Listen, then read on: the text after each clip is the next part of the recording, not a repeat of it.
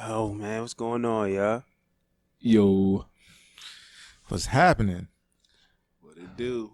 What's going Man, on? fuck that. No, we have to come with better energy than that, bro.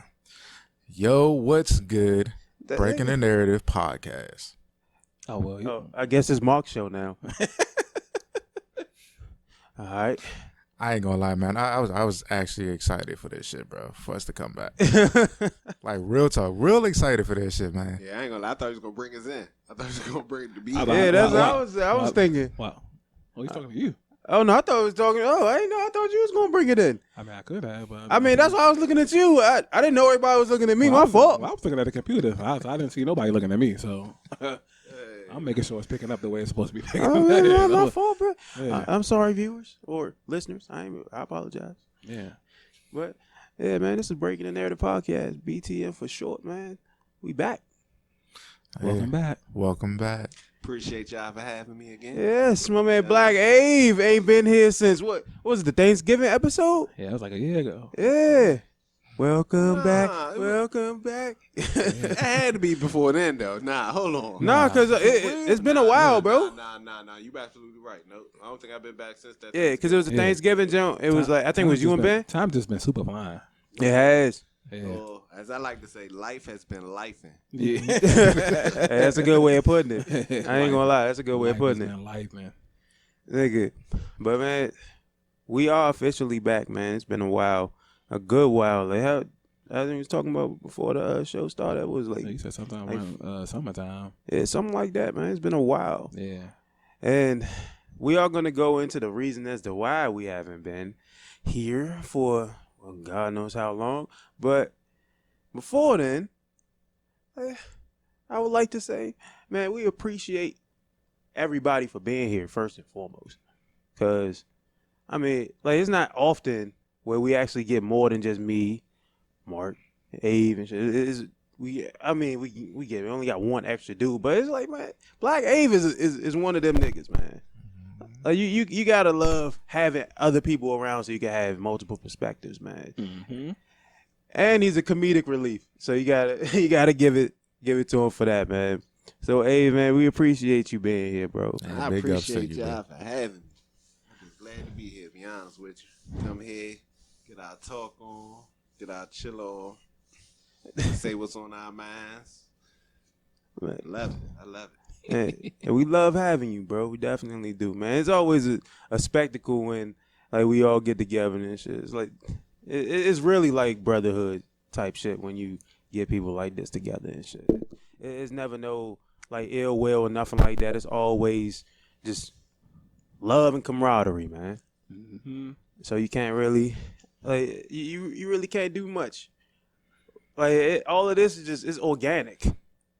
Like all of our conversations, like you see on, or you hear on air and shit like that, it's all organic. It's never like, oh, yeah, we pre-planned most of this conversation. No, we didn't. Like we have a topic, but other than that, like most of our shit is just spontaneous as fuck, and it comes mainly because like how close we are as people and shit, and like we naturally like get along on a regular basis. So. Again, man, we really appreciate all of y'all, man. Like I personally, I appreciate all of y'all. Shit, like not just Abe, like both Abe's, just not just both of y'all and shit, but Mark too. I appreciate all of y'all, man, because God knows, like nigga done had a year.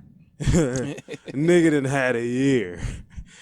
All right, a lot of y'all don't necessarily know this, but like for the majority of this year, it has been hell for me. Which is the main reason as to why we had to like calm down the podcast. You would notice that I wasn't on podcasts for certain like shows. It was probably like a stint where I wasn't on the last like 3 or 4 of them. And it was because I was dealing with health issues and shit, and that was like causing me to actually have to stay in the house to where I really couldn't do much of anything. I went to the hospital like 3 or 4 times, back and forth doctor visits and shit like that. I ain't gonna go into severe detail as to what it was, but yeah, most of that shit was mainly because of me, unfortunately. But ain't really much I could do about like my natural health. Like my body says, "Oh, you can't be out here. You can't do this. You can't do that." But I've definitely been trying my best to get back out here, and thankfully I've been here well, it's been a long time since I've been over here. Like me and Abe was just talking about it. Like it's been a long time since I've been over here. It was like at least like the beginning of summer, because I was talking about the furniture that he doesn't have anymore. Well, I have it. It's just over here now. Yeah, kind of. It's rearranged. And what was it, the little table and shit like that. Yeah. But yeah, bro, it's been a while, and thankfully, like now I'm feeling somewhat better and shit. I'm not at 100%, but I'm doing better. But taking it one day at a time and shit, like these niggas really been through it. Like technically with me and shit. Outside of like Black Ave and shit, like these niggas really just done been through it with me. Niggas done seen me sitting in the bed and I couldn't even fucking move. Like there's been times where I couldn't even get any sleep and shit. I'm staying up for days on end and shit because I cannot get myself to go to sleep because I think I'm not gonna wake up the next day. So yeah, I really appreciate the fact that I was able to see this far. Like I didn't think I was gonna make it to 32. So just being able to be in this podcast like right now is a terrific experience right now because I'm doing something that I was doing when things were quote unquote normal. Yeah. What had happened to you was nothing but a stepping stone, basically, because, yeah, you definitely coming back better than ever. You got one hell of a fitness journey out of it, too. So, yeah, big ups to you on that one for sure, man. And, like, the progression has been great. Yeah, bro, 100 pounds down, dog. And Whoa, say that again. 100 pounds down. Oh yeah. Okay. You gotta say it like you mean it. 100 pounds. I say it like that mainly because I know that I got more to do. I'm not at my specific like goal right now. My goal is to get to like as small as I possibly can, but still at a really good frame for my size. Like I really do. I appreciate the fact that I've made it to 100 pounds down, but I know if I get too excited, it breeds complacency. So with me, I realize like complacency has always been one of my biggest, like that's like a generational curse I've noticed. Like my mom she goes through the same thing. Like she has somewhat instilled in complacency in me in a way. So if I get too comfortable with being a certain way, then I'm just gonna get stuck there. So I'd rather just be regular about 100 pounds down, but still appreciate the accomplishment rather than just being overly excited about it and then just revert back to just, oh yeah, I'm fine where I'm at. If I can maintain this, I'm okay. Nah, I don't want to feel like that. For those who are listening in right now, do you mind telling them exactly where you started at and where you are now? Well, I started off at 380 plus, and now I'm down to 279.2, which technically that's not where I'm at, but I weigh less than that. But that was just me weighing myself this morning, and after I had like 2 bottles of water, and then So you hear that? He's now at that point and still going. Real fucking consistent. Yeah, I work out 6 times a week, man. Like every day outside of Saturdays, I'm working out. Like even beforehand, like y'all saw me. This is my day off. I was doing push-ups. So yeah, I have like a specific workout regimen. I make sure that I keep my 10,000 steps a day and shit like that. And I was hitting the weights heavy, keeping myself like at least putting on some type of muscle because I don't want a whole bunch of loose skin and shit like that. Even though with me being 380 at one point, it's going to happen. But the minimal, I always want the minimal amount. But yeah, I'm definitely going for like trying to get into like a better shape and shit. Even though like we just had pizza and shit, you know, it's like a party over here. But hey, nigga, you can't go like the rest of your life eating nothing but quinoa and vegetables and shit. Like I'm sorry, I ain't gonna do that. I ain't one of them niggas. Like I have cheat days. Yeah, is there anybody else that has any updates that they want to talk about?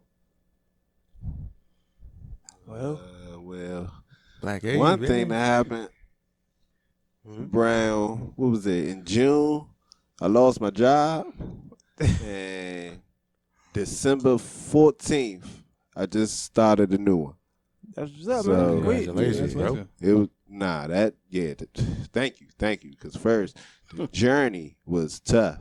Going around with no job for about 6 months, that was tough. Right. Finding my, just for real, finding myself, finding out what I want to do, then putting the work in to get it done, and then finally accomplishing it. It was tough, but yeah, I'm here now. My unemployment gone now, but I don't need unemployment no more because I got a situation now. So it took a while. I ain't gonna lie. It took a while. It took some hard work. It took some real life looking into myself for what I want and what I have to do to accomplish it. It was some, yeah, I had some days. And I had some, yeah, I know when that Pepco bill coming, it's a different color. Yeah, I had some days like that. Bills just ain't getting paid or getting paid late. Lost my car, but I don't care about the car. I get that back whenever. But yeah, it was some dark days. So we try and find the light now. So yeah, that's what's up, bro. Yeah, that was the main thing that happened. Yeah, one thing I wanted to touch on with your situation was like, you had lost your job, and then you still put together like that big celebration for your birthday, and I thought that was like super cool because like you could have just been like, fuck everybody. Yeah. And the day before, I got the call. The day before, the day before I got the call. Yeah, and that was like real. I was just like, because remember we was talking about it at the little jump, and I was like, damn, for you to still do this is like, it's real solid and good on your end. Yeah, you know what I'm saying? Yeah. So I definitely just wanted to chime in on that. Yeah, and then when that celebration, somebody stole from me. I don't even want to get on that. I wasn't gonna bring that up. But somebody, it was definitely so. I had some days, man, but we back. So that's all behind me now. So let's just move forward to a better future. Hey, bro, that's all I could do. I'm proud of you for that, man. Yeah, you made a heck of a lot of strides this year, man. I appreciate it. It wasn't easy. It wasn't easy. It took a lot of work. Took a lot of prayer. It's always you're gonna go through your dark days, and that's the thing I try to just pray for the most. Handling the dark days better.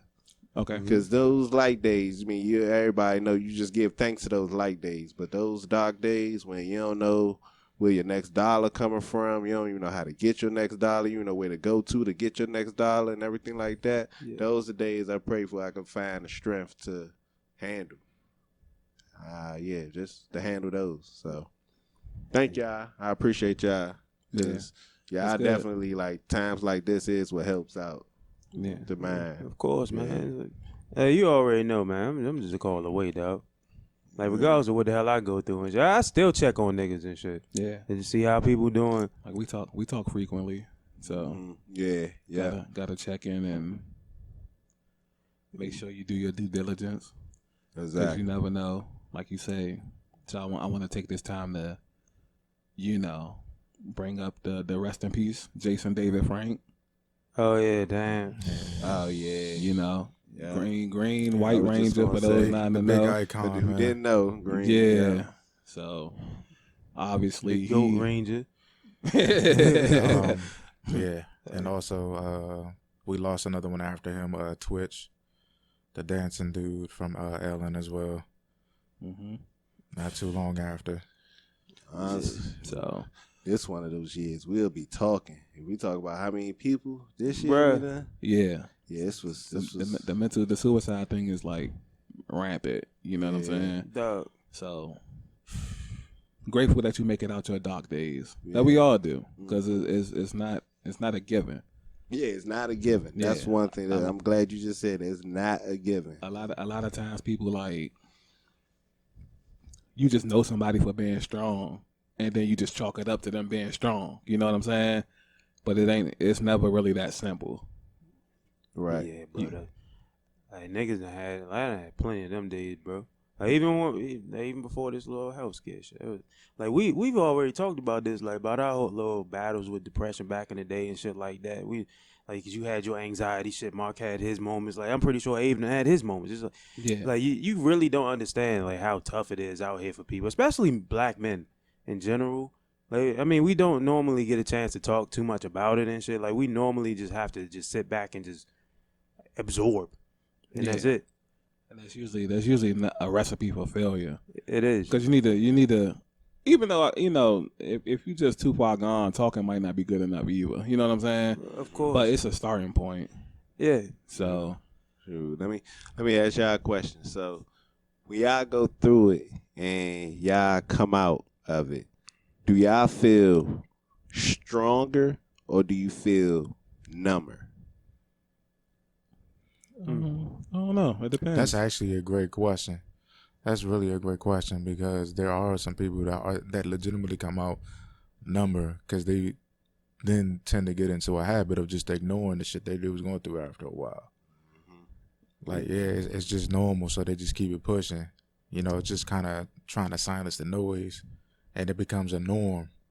So, yeah. I mean, I kind of feel like that's a form of strength, though. So it kind of feels like it's almost the same thing to a degree. Yeah, it is. It is, but you of course you would still want that to get better. You don't want to bury that behind to a point that you forget it or that you're ignoring it. You don't want to ignore that for too long. Shit, like to answer Abe's question and shit, like my shit, like I normally feel as though, like when I come out of situations like that, I feel as though I survived something.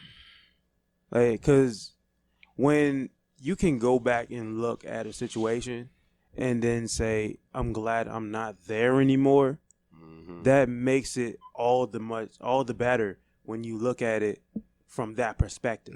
Because if you can just look at yourself in the mirror and say, I'm not who I was yesterday, or I'm not that same person that was hurt, and hey, you made it. Like that's how I look at it in every sense. Like I see things as a positive regardless of how minimal it is. That's like the perfect way of looking at most of these situations, because when you're dealing with any type of levels of stress or depression or shit like that, it's always good to focus on what you did do and not what you didn't.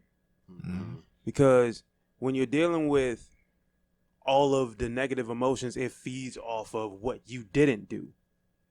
So when you're focusing on what you didn't do, it's easy for it to just say, hey, I got you again. Instead, I focus on everything that I did do, and then I don't give it a chance. Thanks. Yeah, so that's real important, man. Make sure y'all give yourselves y'all roses, man, because that definitely does, encourage you to keep pushing. Yeah. I agree. I totally agree with that. We don't.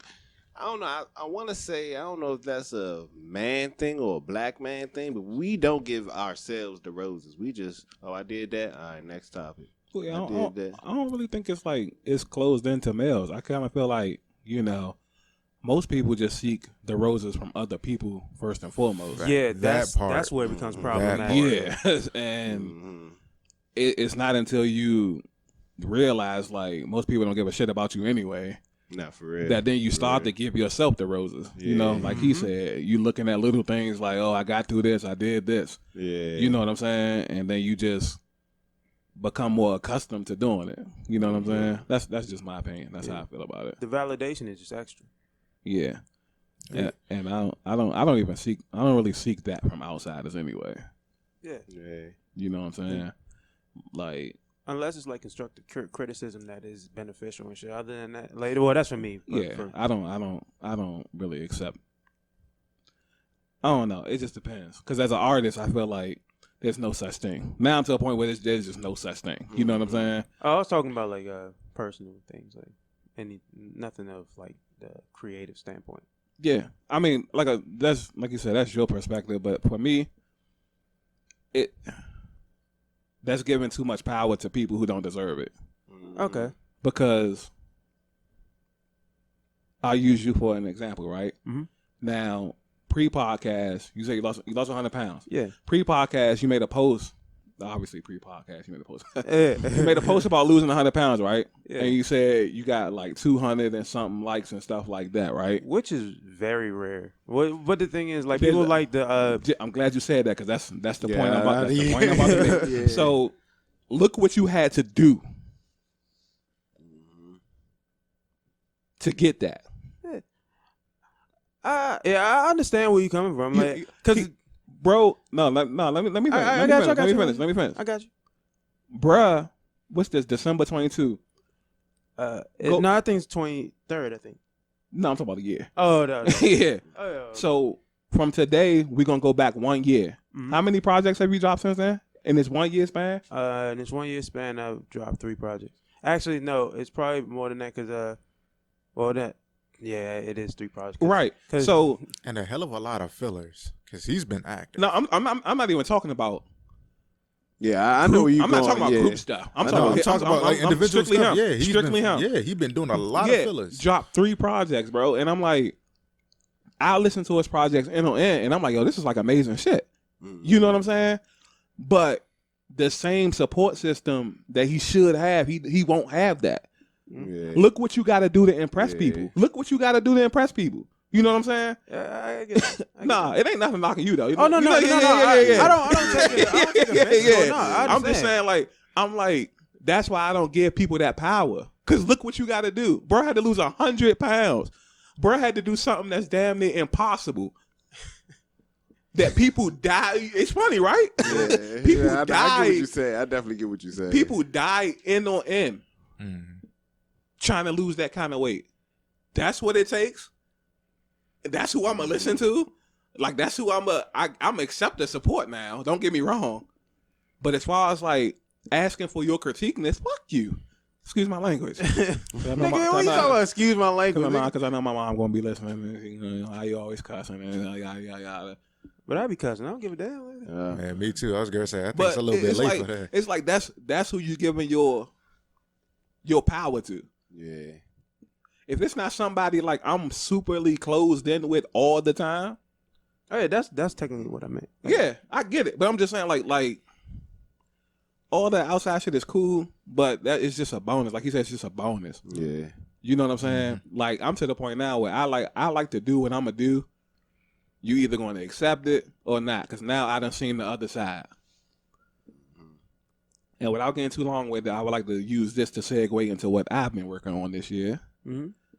And which is, everybody knows I'm a constant content creator. Very consistent, everyone. Very, very consistent. Yeah. So I've collectively garnered 1 million views this year. Congratulations! I gotta put the applause thing in the. Yeah. I was going to clap. It wouldn't have sounded right. Yeah, it was. Yeah, but that's heavy. That's heavy. But yeah, and it's like to go back to what I was saying about him. It's like you start to see stuff that at first you'll have your doubts. Like I'm pretty sure at first you was thinking like, damn, niggas ain't fucking with this jump. Maybe this shit ain't that good. Oh yeah, I've had those days. But then it's like you start getting support from other people. Like now I'm like, all right. That's what I knew it was going to go ahead. Now it's like, all right, celebrities kind of fucking with this. The people closest to me, they fucking with this. Something's wrong when it comes to everybody else. Yeah, because the whole time didn't Deion Sanders Jr. actually like the little you seen it? the BTN podcast? Hey, and listen, I be trying to tell people be thinking because I'm such a jokester. Everything comes off as a joke. When I tell you I really be cool with like some of these people, I'm really plugged in and cool with some of these people. Yeah. Which is a big reason why I had as far as like content goes. Cause now it's like they commenting on shit, they sharing shit. So other people can see it and whatnot. Yeah. You know what I'm saying? Yeah, now that stranger you never met in your life is showing like, oh, snap. Why is he posting Breaking the Narrative podcast? Hey. Yeah, speaking of Deion Sanders, pause. Go Colorado. Yeah, I'm no longer a fan of LSU. I'm Colorado now. Ain't nothing wrong with that. Nothing's wrong with that at all.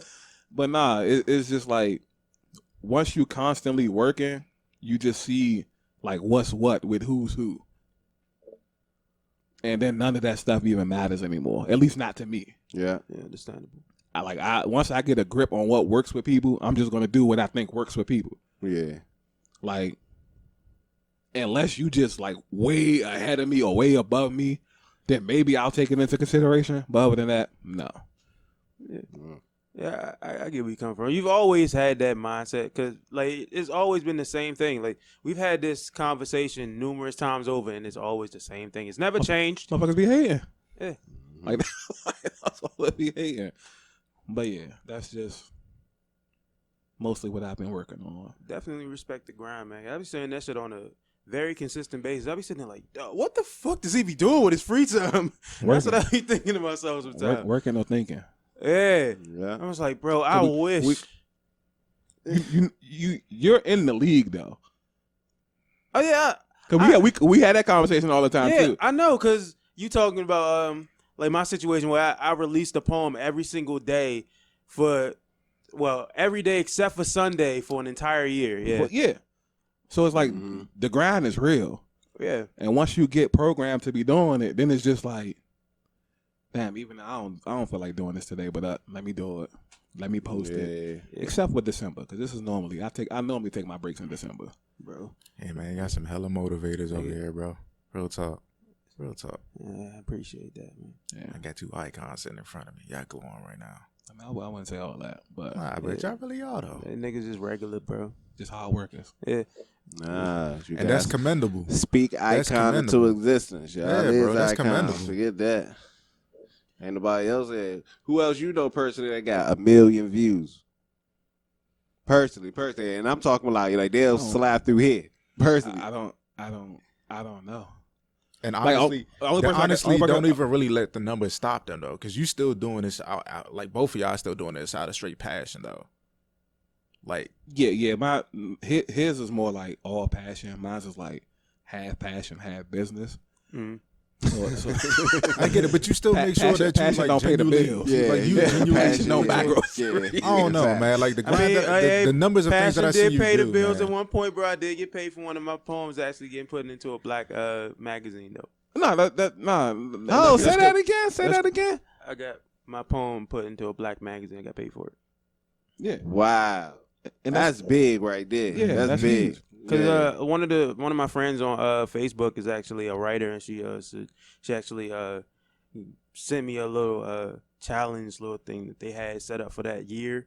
So it was like, oh, you write a poem, it has to be such and such a format and all that other stuff, and then write it, and then once you do that, like we'll pay you for it if it's good enough, and then they pay you for it. That's business too, though. Yeah. So let me ask you this: did you give yourself flowers for that? Did you say, "Dang, this is really big"? Like, I mean, at one point, I remember sitting in front of my computer. I was like, "This is just another day in the office." But then I had to think about it to myself. I was like, "Yeah, you deserve to give yourself like at least some level of praise for this because not everybody can do that." So I did like have that conversation with myself. Yes. Okay. All right. Just making sure. Yeah, because that's heavy. I mean, that's actually the second time this happened though. But the first time it didn't. But it didn't feel like the same way it did with this one because the first one I didn't really get paid for it. Second, like the first one was more just like, oh, just a submission. We're gonna add it in. It was something I had a throwaway one from on my Instagram page and shit. Like one of the throwaways that I just managed to just put up there. And then I was like, all right, let me see if this one will work. And then I sent it to them and they liked it and they decided, oh, we're gonna put it in our little magazine thing. So. All right, cool. But the second one, they actually sent me money and all that other shit, thanked me for it and all that shit. So, I mean, that one felt more of an accomplishment because it felt like I can get paid for doing shit like that. Mm-hmm. Yeah. So. That's heavy. Yeah, man. Matter of fact, you know what? I got to think about it. It's actually the third time, like, one of my writings has been put into a magazine or something because I remember, like, way back in, like, 2012 or some shit like that. I was in like Reunions magazine. I still got the plaque in my room. I think Mark, you seen it too, like the little plaque that I put on. I actually had a little video that, like pretty much showed the plaque in it, but I never really explained what it was. I have a plaque for an article I wrote about my grandmother. It put into the Reunions magazine. I think like 2011, 2012. I still have the magazine. Yeah. Too. So yeah. Damn, I just realized, bro. Like I know a legit writer. Like you wrote books. Just think about it. Like you wrote books and all that, bro. And then I now also officially know like an internet or somebody who's becoming an internet sensation. Like I'm real proud of y'all, bro. I just gotta say, facts. I'm glad that y'all even allowed. Really proud of y'all, like man. for me to be in this joint, like we're meant some. Allowed, like nigga. But see, this is why I don't like to speak on stuff because then people start acting like that. Yeah. No. But I ain't saying like allowed to be here. Thank you for allowing me. I'm saying like start talking like that. I'm just happy that's to why I be keep here, shit on the raps and all bruh. that. Hey, bro. I'm just happy to be here. I'm just glad to see y'all niggas, taking this a step level up. Like instead of just being, like you said earlier, being complacent. Just like, hey, we do it and we just chilling. Yeah, we're gonna go back to our Yeah. Y'all really trying to take this somewhere. Like that's just like we sat down and had a discussion like in 2019 and like knew this is what we just wanted to do. Mm-hmm. And even though it hasn't panned out, with the various groups and stuff like that, y'all two been the constant. Yeah, been the constant. All right, well, give yourself flowers at least for the consistency. Because that's first and foremost. Like, it takes consistency to do. Yeah, but y'all, it takes consistency. Like, of course, very rarely somebody knocks it out the park first one. Ain't like somebody see your first poem and say, oh, yeah, we want to put you on for in the magazine. Nah, it took you years of writing to get to the point where now your throwaways is probably somebody's best. But, yeah, you wasn't like that. 2010, 2009. Yeah. But even if you was, you probably wasn't like that 2007, 2009. Right. So it always takes consistency for you for the views. Like you had to start figuring. You put something out. Okay, I ain't getting this. I'm not getting what I like. Okay, let me throw this out. This ain't really hit one. Boom. Let me throw this one out. Oh, okay. I'm starting to get. It's okay. The water it ain't boiling yet, but I can see it getting hot. Oh, boom. Now, a month later, now you finally put out that one that's like, it hit. Boom. Like, it happens like that. Like, it wasn't no first one, second one. It was like the 30th one that finally hit for you. It was the 30th poem that finally hit. So you give yourself the flowers for the consistency of keep going. A lot of people don't even do that. They put out that first song. Oh, yeah, ain't nobody liking this song. Let me go back to my 9 to 5. Like, that's what they do. Like, y'all definitely didn't do that. Y'all said forget that. Y'all want to see change. Y'all want to do better. Y'all going to stay consistent to get to these high levels of what y'all doing. So, give yourselves them flowers for that. Appreciate the love, brother. Definitely appreciate that, man. But I honestly, I know that I deserve a lot of like flowers for the things that I do. But like for myself, I try my best to keep it like somewhat under wraps. I mean, normally, like, it took me a while to actually let Abe know. Oh yeah, I just got money off of a poem that I wrote. Actually, I think I let him know like maybe a week later. Because it was like, it wasn't something that I felt as though at that time it was really that important. So, like, when I actually just sat down and was thinking, you know what, this is somewhat important. I let him know. I was like, yeah, I got such and such. I made some money. It's just a dope feeling. Yeah. Nah, it's a dope feeling. Yeah. You know what I'm saying? Like, when I first got invited to the little bonus program on Instagram, it's like, well, damn, now, remember we was in the car. Yeah. I remember you. I remember you telling me about it. Yeah, I'm just like, damn, we started making skits only dreaming of this moment. Yeah. You know what I'm saying? Yeah. And now it's like, now I could buy groceries from this. Mm-hmm. You know what I'm saying? Really? Like it's a surreal moment. So it's just like, which also plays into the motivation factor of consistency because you can treat it like a job. Yeah. You know what I'm saying? Yeah. And then going forward is just building up as much as you can. Mm-hmm. Yeah. And then this is all like group wise, this is all without anything going viral. Yeah. You know what I'm saying? Like this is just like busting your ass and all that type of stuff. So and everything means something. Like when you think it doesn't, everything truly means something. Y'all go out for 2 days doing skits, probably don't put nothing out. But the thing of finding out, okay, it's better to shoot in this angle. It's better to have the lighting at this angle. It's better to, okay, well, let's go to here and we start doing this like this. So by the time you at your 7th spot where you about to start shooting skits, all of that stuff y'all had to figure out in the beginning, we already got that down. Let's just do the skits. Yeah. Boom. Now skits taking from 3 hours, skits taking 30 minutes. We done knocked out 2 of them already.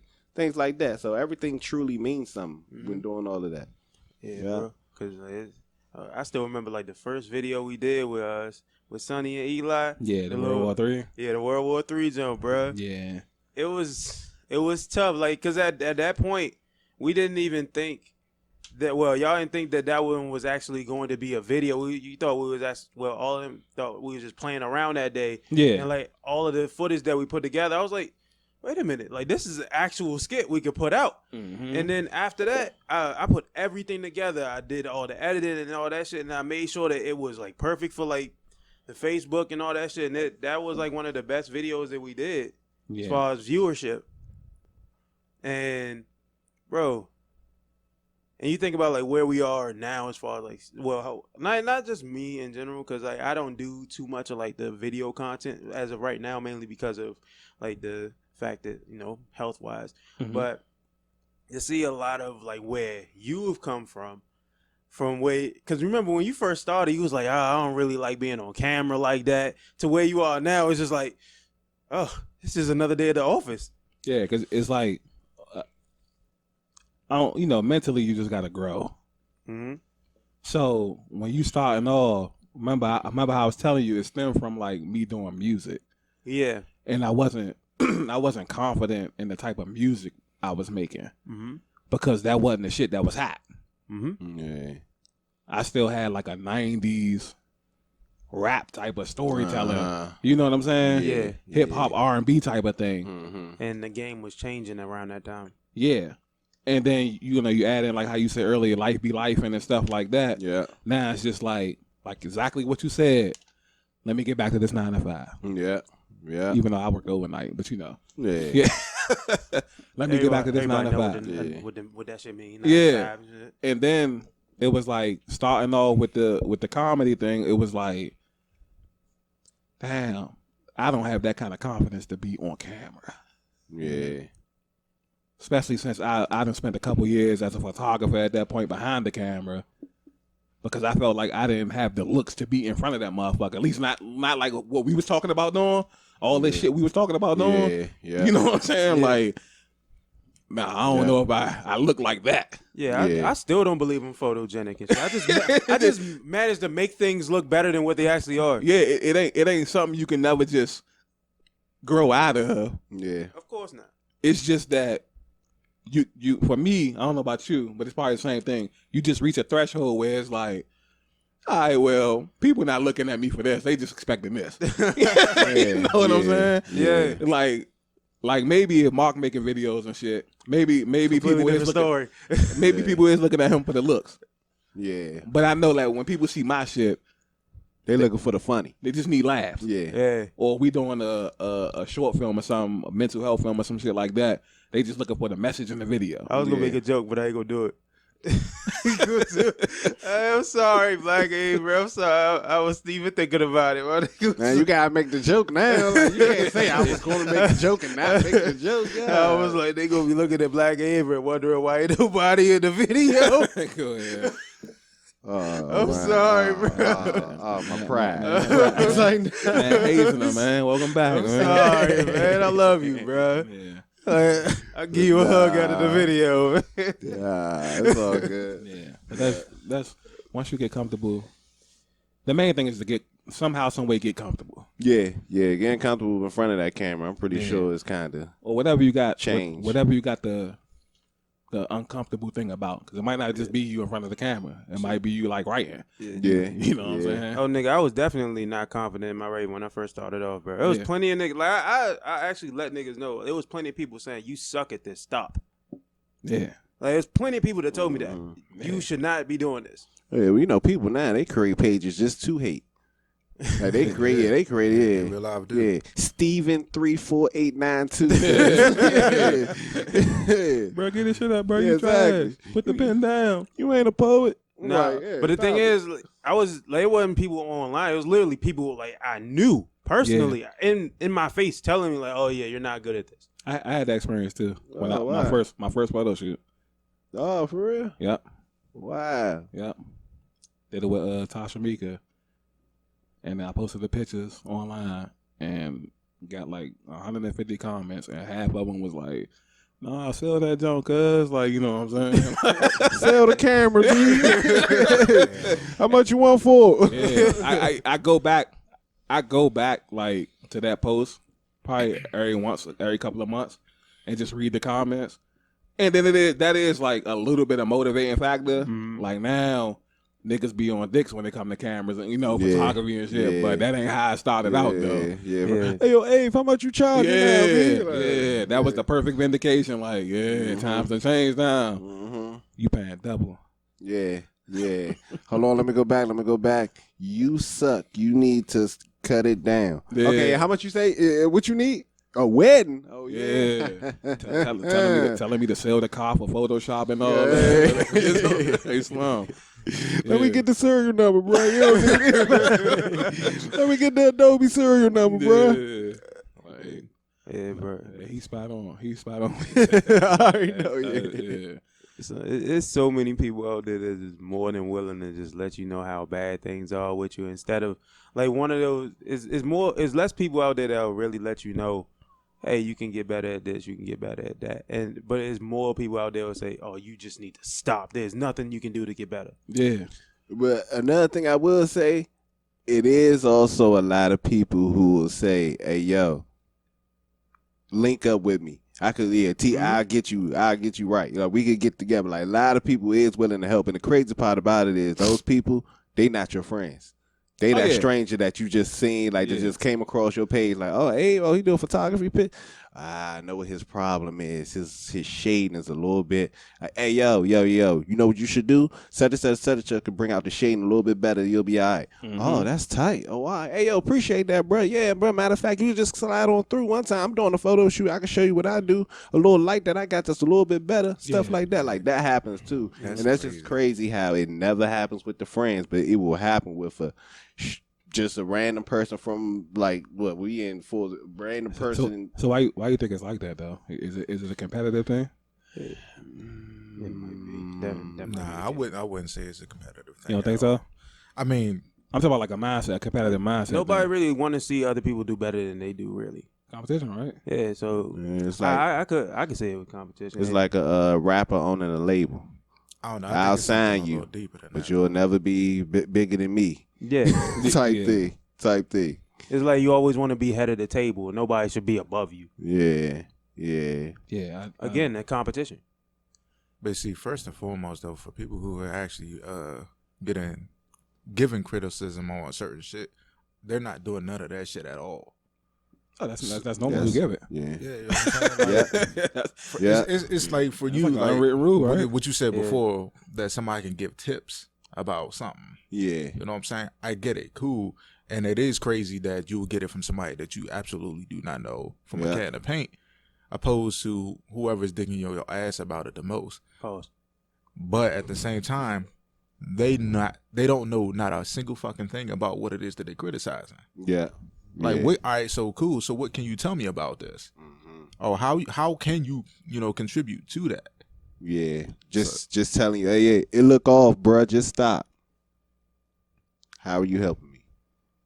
How, bro? A whole like officially tell me how can I make this better? Can you really tell me? Yeah. Like I was getting like, it's just hilarious to like, even when you starting something new, people want you to come out the gates like swinging. Yeah, right. You know what I'm saying? Mm-hmm. Like if you making videos, you gotta come out with some cinema shit. Yeah.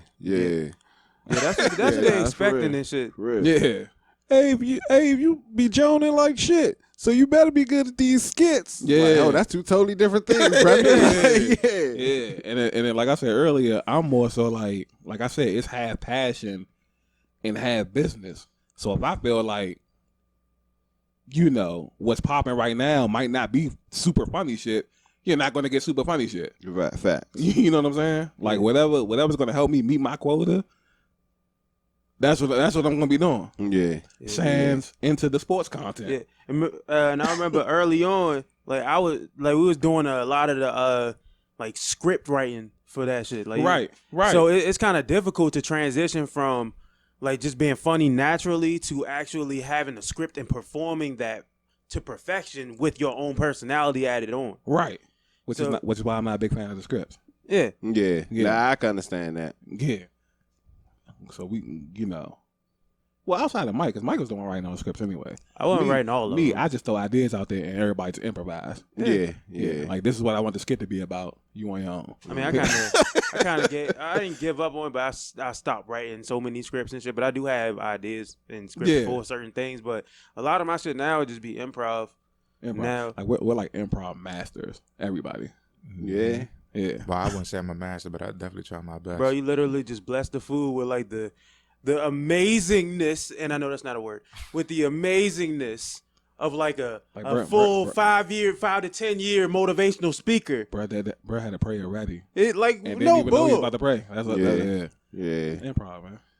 Yeah, me, I just get that from doing back in the day we used to freestyle all the time. So, and Joan. Yeah, freestyle and Joan. Yep, freestyle and Joan. Because you got to come up with something. Yeah, you get cooked right there. Boy, like 4 jokes and went through your way and you ain't said nothing. You better come up with something. I ain't going to lie. I definitely have to envision my shit. That's why, like, even sometimes when it even came to the Halloween joint, I was like, what is it that you look for? What is it that you really want? Because I like to try to picture everything that I'm about to do off belt.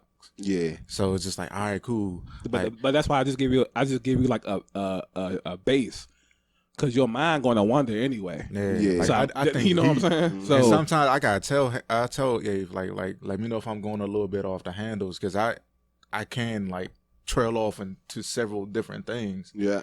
But it's just like what is it that you want? But that's what we want. Yeah. Like each part of the short film, like they came up with their own way. How they were in that part of the movie. You know what I'm saying? So it's like, that's what I want. That joint was fun, by the way, because I don't know about everybody else until I start really doing some big shit. I like doing my own stunts. You got a chance to kill niggas and shit. That's what he liked the most. I mean, opposed to that part, but like just doing my own stunts, taking bumps like wrestlers and shit like that, bro. That shit was fun. Yeah, we did a little fighting scene and shit. Yeah. So it's like, I feel like, because if I say something to you, your imagination is going to develop something on its own. Yeah, I don't want to dumb that down. So whatever you feel, just do it. As long as we on topic, that's all that matters. You know what I'm saying? Yeah. So that's because the idea of like me spitting out the blood and shit like that would I just came up with that on the spot. It wasn't even a necessity in the part of the film and shit. Yeah, that's just a nuance he added on because he was going to get killed. Just something to throw in to make it more realistic. Oh. Now you know we gotta make a sequel since the end. Oh, time out, was it real blood? No. Oh, I just making sure. I actually made a concoction. I think it was like too dedicated. Yeah, I was about to say nah. No, it was stab me right here, and then I'm gonna cough the blood up. Yeah. I made a concoction of like I think it was ketchup, some water, it was hot sauce in it, chocolate sauce to make it darker, and I think some king syrup to thicken it. See? Okay. Creative as hell in the background, man. Yeah. I wouldn't have thought about that. Yeah. Me, it would have like a Tubi movie, just somebody squirting ketchup from the side. Yeah, bro. It was a tough go because I had to continuously like put the blood in my mouth.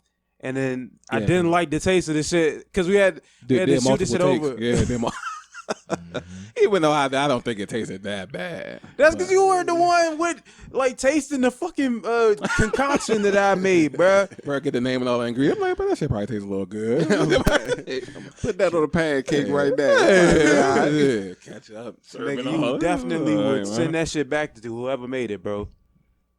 Like, I wouldn't want to do that shit again, but chances are I might end up having to because we don't have no stage blood or nothing, and since I realized that concoction does have a really good consistency. That's just expensive. Yeah, it is. Right. So you might as well catch up cheap. Yeah. All that. You gotta get some fast food. Just use the packages. Go to McDonald's right quick. Let me get some packages. Nah, bro. That'd be like far too tedious because then you got to open every last one of them up and then like put them into like a little container and shit. Like, nah, I ain't got time for all that. I'd rather just worry about just the concoction that I came up with. Like, yeah, simple. Quick. I mean, it works, and then plus I got plenty of the ingredients in the house anyway, so fuck it. But yeah, bro, that short film was really a tall task when it came to me having to continuously put that fucking concoction in my mouth so I can like spit it out at the end, and I had to hold it in the entire time we're doing like the little fight scene. Yeah, I was gonna say we came up with choreograph on the fly, like that very day. Yeah, and he had to hold that in the whole time. And see, I didn't even ask for that. They did that on their own, which is why I said you just give people the basis, and then watch them show the dedication. I was in the middle of doing my workout when I came up with the idea of the fight scene, though. Which is where I come up with a lot of my ideas is when I work out. Because each person that got killed got to come up with the way that they wanted to get killed. Okay. So that was his way of wanting to get killed. It was like a little sweet little fight scene, and then. Oh, okay. Yeah. Okay. Yeah. I took my shirt off and everything. I was like, all right, yeah, I was waiting for you, bruh. Like, I think that was my first time on camera in like a short film in a while. Yeah, it's been months. Yeah, bro. Good. For real, like that whole process, it was fun because it was like that time we was actually inside of the like right, not inside, but we was right outside the by the park and shit, and we was just out there just having a good time, just enjoying the moment. This nigga Sean showed up randomly. Oh yeah, yeah. That was the day you was there. Ooh, you was there that day. You just laughed. We was doing the skits that day. Yeah. We did the skits. Yeah. Like a few minutes after you left, Sean had walked up and said, "Oh, that's crazy." Yeah. I'm surprised you didn't see him on the way because he walked like he came from like that. Unless he came from the street or something, I don't know. Yeah. But yeah, it was that same day and shit. Okay. That was even a long time ago, right? I mean, not necessarily. It was this summer though, wasn't it? It was definitely warmer. Because when he was, I think that was the same day y'all did the little video with y'all was slapping each other and shit. Yeah, that was me and Mark, and he was just a little narrator. Yeah. You did your video too with the plot armor car. Yeah, the plot armor car. Yeah. And then we did that Pokemon down and shit. Yep. Yeah. I think we ended up having to reshoot that one. Remember? I think it's because you didn't like the lighting or something. Probably something like that, or just filmed it the wrong way with the phone or some shit like that. Oh, the audio. Oh yeah, that's what it was. Yeah, it was audio. Yeah. Yeah, and then we had to shoot it again. I think the next week. I think something like that. But yeah, bro, that shit was definitely fun, man. Like, so going into the new year, what y'all gonna be up to? I'm gonna be honest. Honestly, at this moment, I wanna first get myself. I just got the job, so I just want to get myself ingratiated in that. Really, because I'm actually doing something I want to do now. Okay. Like this ain't like at first I was just a dude who I'm the IT guy, but I'm always on the help desk. So I work on phones. Every time somebody calls, hey, something wrong with my computer, I'm the one who fixes it over the phone. Now I'm the dude who's a little bit over top of that. Like I'm just not on phones now. Now somebody come to me, hey, we need 4 laptops image because we got 4 new users coming in. I got to image the laptops. Stuff like that. So I like that way better now. So I just want to first thing I want to do. Yeah. First thing I want to do is just kind of get ingratiated in that, and then I really want to buy my first camera. I want to buy a camera. Like I really want a camera. I don't know what I'm gonna do with it first. I don't know, but I'm telling you, bro, I want a camera. Hit me up, man. I'll give you the software, dog. Like. Do this film shit, man. I really want a camera, though. I really want one. Then I can start the creation. I mean, we all got mine, so I know I can start creating stuff, but I want a camera. Yeah. Yeah. Whatever you need, man. Yeah. Yeah, bro. Like, you ain't got nothing but support over here, though. As long as you're doing something positive with your life, bro, we all for it, man. Find a way. I don't know. When I was first thought about it, my main thing was when I first got a camera, I wanted to do was kind of get people's stories out. Yeah, I'm talking about the documentaries. Yeah, documentary. I think, the DMV got stories. Yeah. The DMV definitely has stories. And it just shouldn't be somebody who's already a rapper, who's already whatever, like an NBA player or NFL player. No. Our regular people got stories for your ass. Mm-hmm. And I feel like if one person if they don't mind telling their story, they get their story out, it could help probably another 100 people. So that's why, if I could, a good year for me would be to stay ingratiated with what I got going on and then start to develop in that. That'll be a good year for me going into the 23 or in 23. Okay, that's what's up, man. But hold up. Before Mark goes and shit, I want to, hey, bro, respect that, man. I really do. And whole time, bro, if you need any help with any of that, man, you always hit me up, bro. I'm not too caught up in my own injuries or whatever the hell you want to call this to not help somebody, man. I'm all for it, bro. If you need any help at it or anything like that, bro, I got you, dog. Appreciate that. Appreciate it. Definitely. All right, Mark, I apologize. No, you cool, man. You cool. So for 2023, basically, I already kind of had my little thing kickstarted this year. So like Mike, I'm big into my fitness journey as well.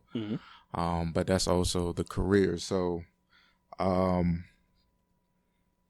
only thing really I would say that I probably started trying to do something new next year is to kind of document that a little bit more. Because honestly, I'm one of them people that just go in and do it. Because it takes quite a bit for me to have the mindset that I have to go and do what I do. You know, it doesn't just start with, all right, yeah, I'm going to do it. Nah, it's literally like, I don't feel like it. Or where am I going to get the energy from? Or why? Yeah. Like, literally, I have to have some serious conversations with myself before I even call the next person. And then when I do that, it's literally just me moaning and groaning and rolling over, calling them like, we going to get this today? And then as soon as I get that confirmation and it's like, all right, boom, slap myself on the face a little bit, wake myself up, and then try to go and get it. So that's really going to probably be the newest thing that's going to be happening next year, is really record more of what's going on, you know, behind my doors and inside the gym. Because now I'm starting to gain a little bit of notice and notoriety as well. So it's about basically just building the numbers. Yeah, you know, bringing people in, because, you know, I'm starting to get some looks now, and some people say, I'm noticing this. You in here every day. What days you come in, what time, and all that, and so on. And I'm like, yeah, I'm here every single weekday.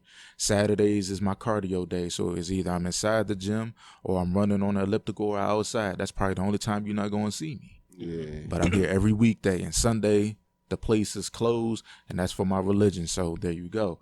But other than that, like, it's just going to be just about building the numbers for real, and then just trying to take place from there. Because there's already people that come up to me is like, look, I'll even pay you. And I'm like, honestly, that's what it's about. I didn't suggest it, and I wasn't going to tell you about it, because honestly, I'm the type of personality for real that really wants to get people motivated about fitness, period. Yeah. Just some people just be like, you know, I ain't got it. And then I want people to really, you know, realize that I'm not one of them type of trainers. Yeah, I could be hard on you, but hard on you in the best ways, where it's not like I'm going to scream at you for failing. Now, I'm going to be totally transparent, because my transparency happens in the gym. My weak moments happen in the gym. The struggle, the breathing, the tired, the injuries, all that. I talk about it all. And so I just want people to, you know, see that, hey, you don't have to be at a certain stature or anything like that. Just come in and do it. Because for real, that was one of my biggest falls, even during the hiatus of the podcast. Like, I don't know if you remember, I was talking to you. I was like, man, I feel like I'm all out of life. I don't know what it is. I ain't got no passion for nothing. Yeah. I felt like I hit another brick wall, and that brick wall started to be more consistent. At first, it was like working out maybe 1-2 weeks straight. The next thing you know, boom, brick wall. For no reason. That was the same day we was all out shooting this kids too. Yeah, for no reason. And I try to find a way. I try to find out an absolutely purified reason as to why it was happening. I couldn't figure it out, and it fucked me up. So it was like the biggest battle of my life, just to get out of my head. And so that's why I want people to realize too, is like, one, like, it's literally just get up and do it. There's times you're going to be like, I really don't want to, and I can't, and all this other stuff. But that's where I started from. Just get up, go do it. Times, man, I'm tired. All right, just get up and just go do it. I lie to you not. Just recently, I went out with some friends just to have fun, and I got sick that night, tore myself up. And I was like, am I really going to go tomorrow? Then I had the nerve to get up, same routine. It's like, yeah, I'm gonna go tomorrow. I got sick to a point where I'm pretty sure that it could have gave me vitamin deficiency. And I was just like, nah, I'm gonna still go. And crushed. So, it's just to continue to go on with that mindset. And then just like I said, keep building those numbers. Yeah, because I will say this about you. We did that last skit, and but you ain't had a plot armor card, and I fake did the people's elbow, bro. Your back was strong as hell. I'm like, oh, snap, my bad, bro. I think I did it too hard. You like, nah, I ain't even feel it. I'm like, God damn, back strong as mud. So, yeah, I definitely see. Yeah, you definitely got the fitness journey on point.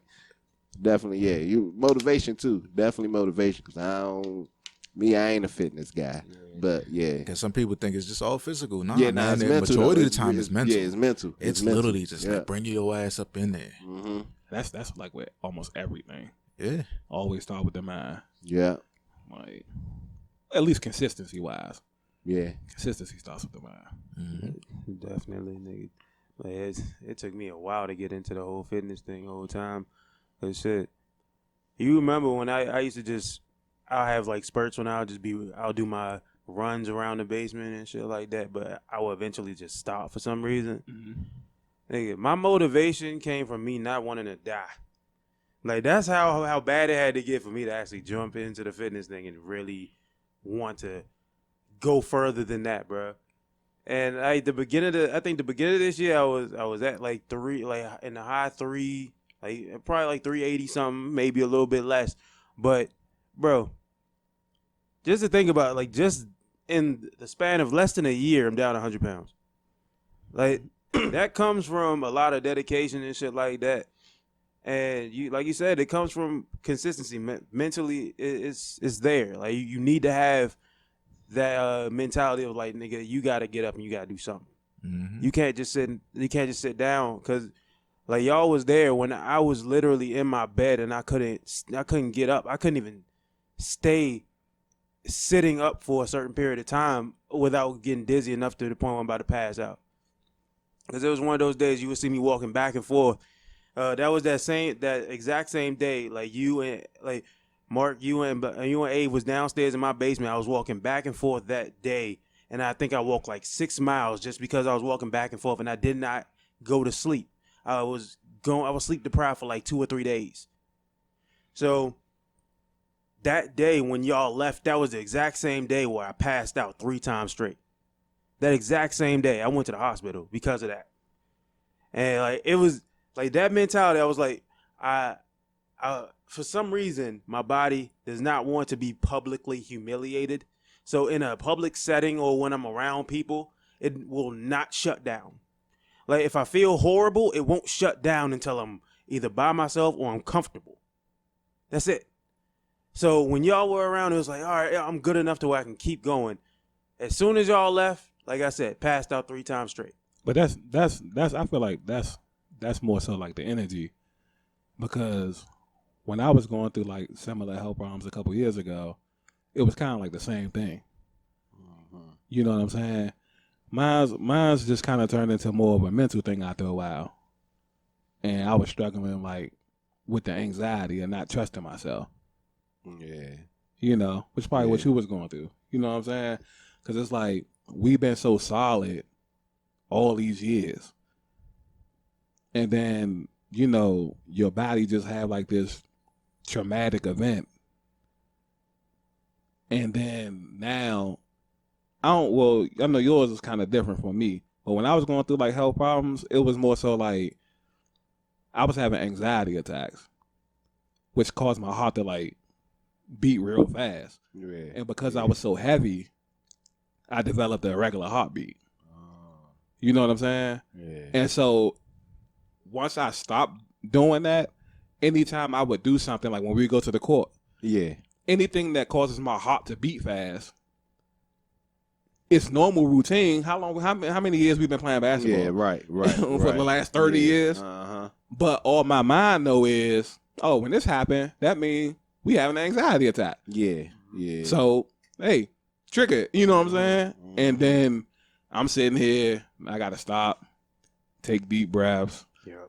I'm dragging Mike to the court with me. I gotta take my blood pressure every hour or something. You know what I'm saying? I'm literally at the court taking my, you know what I'm saying? Yeah. Like taking my blood pressure. Gotta log it, take it back to the doctor, and then it was just like,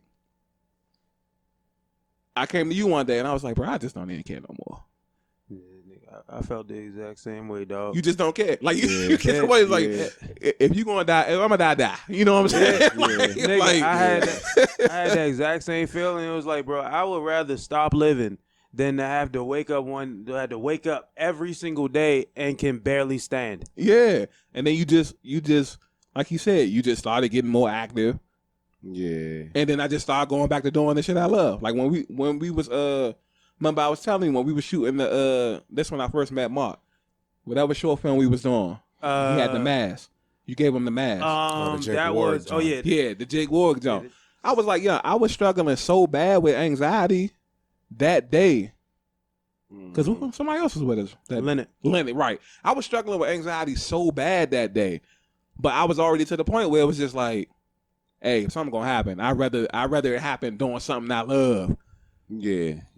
Which is the truth, because I couldn't tell that he was going through anything. He seemed pretty damn normal to me. Yeah, because it's like I ain't noticed not a lick of anxiety. Because like he said, the energy that you draw from everybody else when you with them, it masks it. Mm-hmm. But as soon as you get by yourself, that's when this shit happen. Yeah, you know what I'm saying? Like what he said was like correct to a T. You know what I'm saying? Yeah. But yeah, it was times where I just literally like, all right, I feel my breathing's kind of off. Let me kind of drag back. Yo, you all right? Yeah, I'm sure. You know what I'm saying? And then you go on like that and shit. So yeah, it's definitely a tough battle. Anybody that makes it through that is a soldier for real. So congrats to you, brother.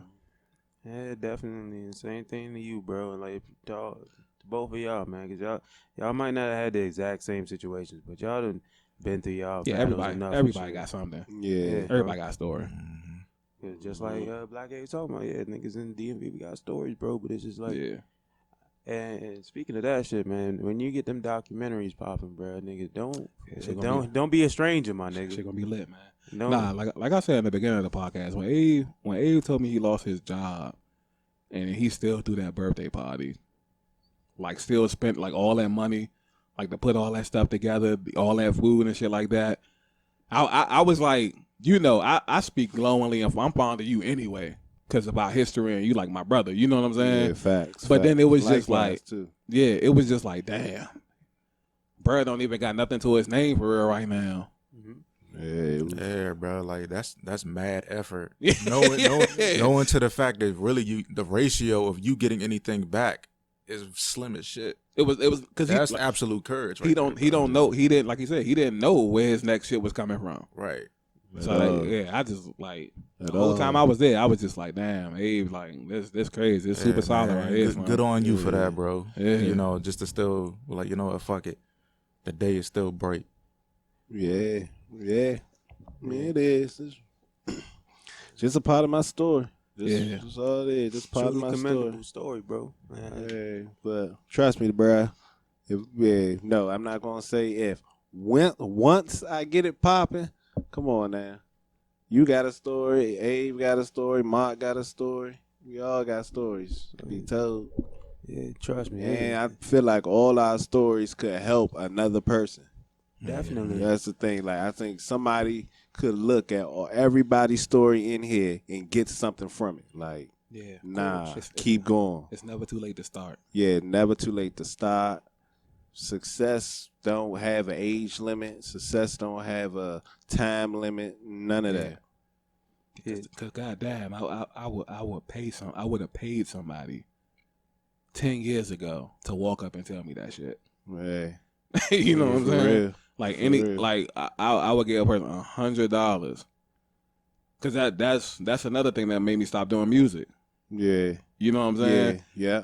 oh, bro, you 25. You know what I'm saying? Yeah, like, you real, you about to be 30. You know what I'm saying? Yeah. Like, And You that's 30 trying to teach me how to rap, bro? Shut up. Like, that's some wild ass shit. Cause the thing is, like, I still be telling this nigga Abe, like, bro, you not really that old, bro. Is that not? Is that I literally would sit down with this nigga like all the time and be like, which is why my consistency kicks in too. Is because it's like I just view myself with this small window. Yeah. You know what I'm saying? Like I sit down and literally tell this nigga, I'm like, yo, time is of the essence, bro. Like I'm 33, and he'd be like, bro, that's not even old. And to me, it felt like 50. Yeah, I was just gonna say 53. I was just gonna say that. You feel like you're Yeah. 53, but nah, it's really not. 33 is not. Yeah. But see, I just don't view it like that. I for some reason, my mind just doesn't. It views it as like, yo, you gotta get this shit on the road. Yeah. It's a gift and a curse for some people because knowing you personally, I think for you it's a betterment for you because you hold yourself to business.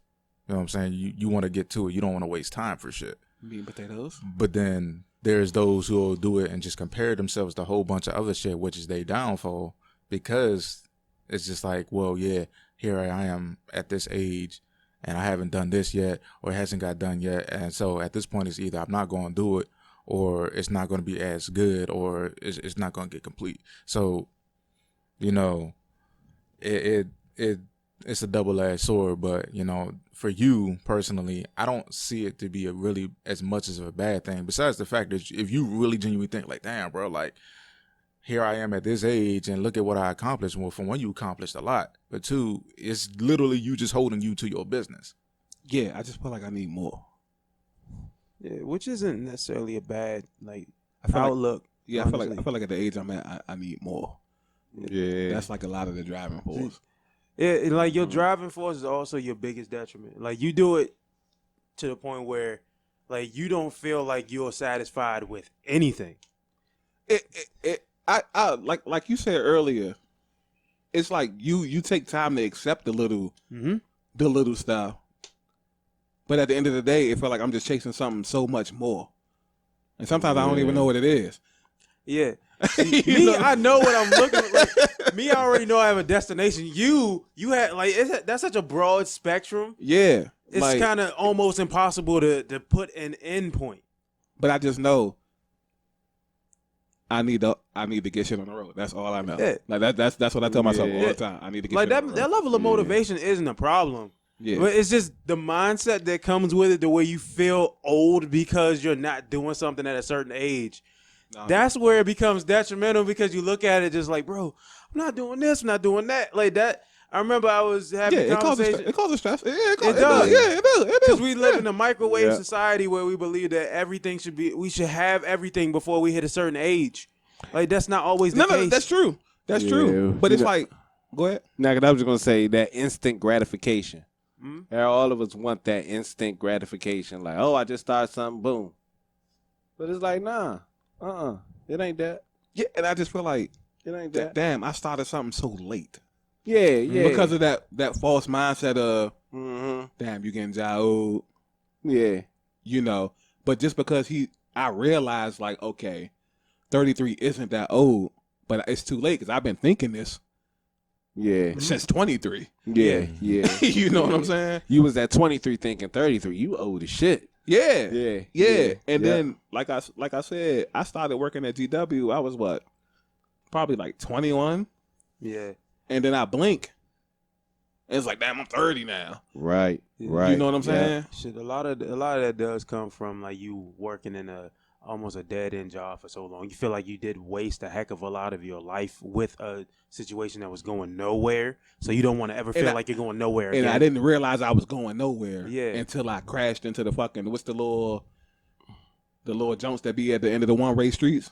The metal jumps? Guardrail. Yeah, exactly. Until you crash right into the guardrail, and then it's just like, well, damn, this was a no-end job, and they did what they did. So luckily, that's also where the rebirth came from. Mm-hmm. Exactly. Because I was doing all them years overnight, and if it wasn't for me going to work that day shift for that one summer and being around all them kids, and then just realizing like, hey, they're my age. You know what I'm saying? Like, I'm working with people that's 60, 50, 70s. So I understand. Now I get why they talking like they life over. Yeah. And I'm thinking, I'm 50, 60, 70. The whole time you 26. 25. Yeah. 24. Right. Yeah. And it's just like, oh, no, I could do something. Yeah. You know what I'm saying? And I bought a camera that summer. That was the same time I bought the camera. See what I mean? See? I'm like, okay.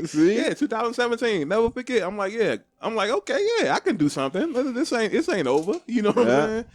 Yeah, so. And then that led to the inevitable collapse of the whole I'm done with GW thing. Just being done with a lot of stuff. Yeah. Just taking back control of your life. That's something people need to hear too. Mm-hmm. That too, definitely. Take control of your life, bro. Yeah. I think we talked about that at one point. All the time. Yeah, we talked about that. Yeah, just take control of your own. Yeah. At the court. Mm-hmm. Last time we was at the court. Matter of fact, yeah. Take control of your life. Yeah. No, and also get you some friends that you can actually have conversations like this with, because you don't want to spend your entire life realizing that your friends that you thought were your friends really were just there to occupy space. See, this is different though.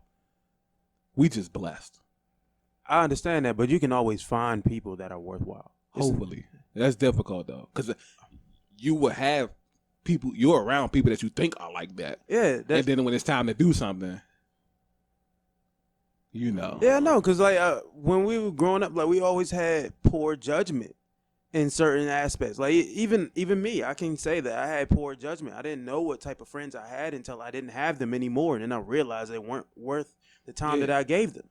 But and then also growing up, responsibilities is different. Yeah, life ain't that serious. Yeah, you know, everybody can be a friend if we just outside playing basketball. Yeah, we just outside talking about women. Everybody who can't be a friend. Yeah. You know what I'm saying? Like, right, but when it comes to that, the betterment of you and your future and what you want to see, your growth and stuff like that, it's different. Because you'll be surprised, like, and I know everybody can attest to this, but like once you start to do stuff like that, yeah, people just slowly like fall back. Yeah.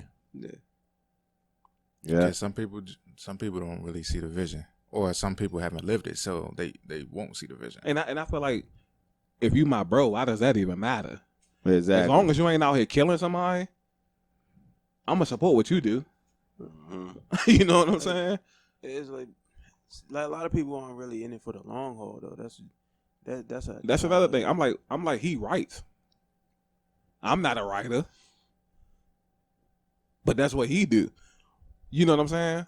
So because I'm not a writer, I'm not gonna support his writing. You know what I'm not gonna read his poems because I don't like poems or something. Yeah. Like even if you don't like poems, I like poems by the way. I'm just using that as an example. I love poems. But if you don't like poems, that's your bro. Mm-hmm. Yeah. You know what I'm saying? It's like you gotta show a certain level of dedication to the people that you hold close. Yeah. Because there's plenty of times where I have people do things that I don't necessarily enjoy on a daily basis, but I will still support their business or whatever it is they put out there because that's who I am. Common sense, bro. Yeah. About my last point, and I just tossed the mic to y'all. Hey, known you since we was like kids. Facts. And then halfway through high school, everybody started smoking and drinking, right? Facts. Now, have you ever seen me have a drink? I never seen you have a drink. I can honestly say that I never seen. I started smoking in high school, and I stopped smoking around 2010. It's 2022. Have I ever treated y'all any different? They haven't even treated me differently. Yeah, facts. But not smoking and drinking. Yeah, and I'm be honest with you, he wasn't like a smoker. I wasn't. He probably only did. I only seen him once high, probably twice, maybe. And I'm stretching. And I might not have been high that second time. The second time. Yeah, I'll be honest with you. I'm stretching that second one. Yeah, might only been high one time. That second one is like an iffy one. I don't even know about the second one. I remember one time. Yeah, I think that was me. I think that the second time was me realizing like, you know what? I'm not a smoker. Yeah. You know what I'm saying? Like that. I Like, really just remember the first one because we was in my basement. Exactly. I had the piano. Yeah. And it was Yeah. and it was like just one key that'll make the whole piano just shift down. And it was like, and I'm over that joint zoned out, pressing this one key for like an hour. Yeah. Like, hold on, bro. What the fuck kind of piano was this? You know? Yeah. But I say this to say this. I'm around these dudes all the time. They smoking, they drinking. Nobody's treating nobody awkwardly. Facts. That's facts. Just because I don't do it. In the group of 10 people, one person doesn't do it. It's easy for them to shun me out. Bro, you don't smoke or drink. What you even with us for? Yeah. We never did that. But nah, it's never, and vice versa. It's never been no shit like that. Because at the end of the day, I know this my bro. We gonna have differences. We have differences all the time. Yeah, of course. Plenty of them. Yeah. So it's like, at the end of the day, if this your family, as you say it is, that shit don't matter, bro. Everybody different. You can't have everybody being like you. Yeah. Like shit. Yeah, bro. If everybody all the same, bro, there ain't gonna be no greatness everywhere. Yeah. You can't grow. Yeah, bro.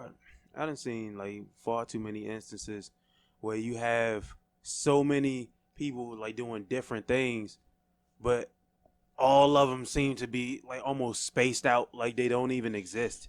Like they don't even feel like they fit in together at all. Yeah. So I don't even know like what that be. I don't know. Could be a competitive mindset. It could be other things.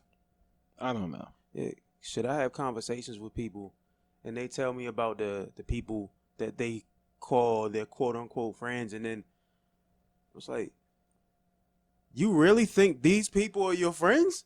The way that you talk about them, it doesn't make sense. Especially when it comes to like when I talk to certain females and shit, like they will tell me so much about the friendships they've had and stuff like that. I'm like, good God, this is your friend? Yeah. Honestly, yeah. When it comes to female friendships, yeah, I don't get it either. Like, cause they take it. Yeah, They're too complex. Yeah, they too complex. Yeah, Guys are more simple. Exactly. Because you like, if a girl come in here, she'll say, "Oh, I love hanging around the guys, cause the guys they don't talk about each other. They just chill. When I go around the females, there's always drama. This girl did this, so we finding out about this girl, and I don't even know the girl, but I know all her information because of her friends. Like, guys, we don't do that. We just, I don't know. See, but when we do talk about each other, we'll actually say the same shit to their face if we needed to. Because we probably Jonah. And most likely we probably already did say that to this person's face. Yeah, like, we already done talked about it. Like, so yeah. So yeah, bro. Nah, that should be difficult. It's definitely a frustrating experience, especially when you're trying to be just like a good friend to people, but all their problems tend to just be of the same variety. Yeah. Or when it comes to like when you actually are starting to do something serious, and you be wanting their support. Yeah. And then you just don't get it. Yeah. And it's always some type of reasoning why you can't get it. But then you see them like super supporting like any and everything else. You know what I'm saying? Like, it took us a while to get over that, because when we first started, it was it hurt. It hurt. It did. It hurt. Like I'm over this nigga house sick. Like damn, bro. Like damn. Niggas ain't even sharing. Yeah, they don't really fuck with us like that. Yeah. So yeah. You should be always like literally in this nigga basement throwing a tantrum, bro. Like, Man, I tossed my furniture in there. Like, why is stomping around asking for apple juice? Like, why this nigga ain't sharing me, but he sharing Gucci Mane new song? Hey, but that be the thing though. Like, unless you're fully established and they have a reason to feel like, damn, I really know this dude. That's when they start showing support. Yeah. And then to take it back to the beginning of the podcast, it's like, look what you had to do. Yeah. That's like, bruh pulled a rabbit out of his hat. Mm-hmm. That's what he had to do. Yeah. Like, granted, you did it, but look what you had to do. Yeah. Like, you could have a skit, mess around, get few likes, few little joints. Let Cardi B share it. Oh, my man just got put on by Cardi B, y'all. Like, bruh. The DMV Hoods and News. Do I even got to tell a story? Yeah, the DMV Hoods and News joke, bro. Now, tell the story. Tell it, bro. I posted, this is like early 2021. I know what skit you talking about. The skit I think you talking about. Which one? The one when you know the dude that you Yeah. Okay. Yeah. Posted the junk. And you know, like going into 2021, our idea was to start like marketing stuff. So we would be tagging like more popular pages and stuff like that. And then we discovered the DMV Hoods and News page. Yeah. And so we used to tag him in like a lot of the skits and stuff like that. And so bro like humbly fuck with the junk. So he reposted it. And then it's just like, mind you, he reposted it about a good 2 to 3 weeks after I originally posted the junk on my page. Mm-hmm. And there's people on the junk like we went to school with, and people on the junk that quote unquote we supposed to be cool. Yep. Like commenting on that junk, talking like how they know me and stuff like that. And didn't even comment on like the junk that's on my page. Like, you know what I'm saying? Yep. And I'm just like, oh, okay. And that was the moment where you just like, all right, now there's no other excuse for me to make mentally for people. Mm-hmm. Yeah. This is what it's going to be going forward. So now this is why I don't care about the vindication from outsiders. Yeah. This is why I no longer accept the criticism from outsiders, because I seen how people act. Yeah, that was the defining moment for this. It's always a moment. He knows me like a book. It's always a defining moment, bro. Like, cause I don't really do the posting like that. I don't post anything for real. Period. But, we know. But when I bring up A, what do I say? Yeah. I say if I didn't talk to A personally, you wouldn't even know he's alive. Mm-hmm. He's never on social media. Yeah. And how do I tell you to measure other niggas though? Females. Yeah, pretty. Yeah. Look at them female pictures. Your bro is all up under them. Mm-hmm. They all up under them. But another thing about Black Abe though, like regardless of how little he'll spend on social media, if he supports what you do, that nigga's gonna like, comment, share the junk if he needs to. Like that. First of all, he's here. Yeah. Like always. First and foremost, he's here. That's respect. That nigga always was on social media, whether it don't matter in person or anything like that. He's going to show support. Yeah, like he said, hey, yo, you could just go ahead, just share this junk for me because I'm just trying to get the page up. Like I ain't really got too many likes on the page. All right. Yeah. Did the joke there, he coolin'. He see, hey yo, go follow such and such. Yeah, my man funny as hell. Yeah. And it's not really that difficult for real. Bro, I know you be busy, but if you don't mind, can you just pop out every once in a while, hop on the podcast or hop in the video? We be needing extra people sometimes. Yeah, because you know occasions. Right. So you shouldn't have to, I shouldn't have to, now I'm not saying he's obligated to do anything. No, he's not. But I feel like once you on a certain level, if bro asks me for anything, that there's nothing written down saying I have to do it. Yeah. But unwritten, I feel like I have to do it. Yeah, you know what I'm saying? Yeah. So, like, hey, yo, I just got the first documentary going, bro. Can you just share it for me? Yeah. No, you wouldn't even have to say nothing. As soon as I saw this on the page, all right, what shit, like that's how I feel. Like I do that shit with so many pages, bro, with people that I don't even really talk to like that. I'll do that shit randomly for people. Now that we talking about that, because I think I could have sworn I seen you on Facebook. Let me add you now before that joint come up. Oh yeah, cause you rarely on Facebook though. Yeah, I don't even got Facebook on this phone. I got on my other phone. Facebook, Instagram, and shit like Facebook. You catch him on Instagram like twice a year. Yeah. My man just show up. Yeah. Hey, I be on it, but it's just I ain't got nothing to post. Like I don't care. Yeah. I'm definitely, for one thing first, I'm not posting somebody I don't know. Like honestly, when I mainly post, it be Pops, Josh.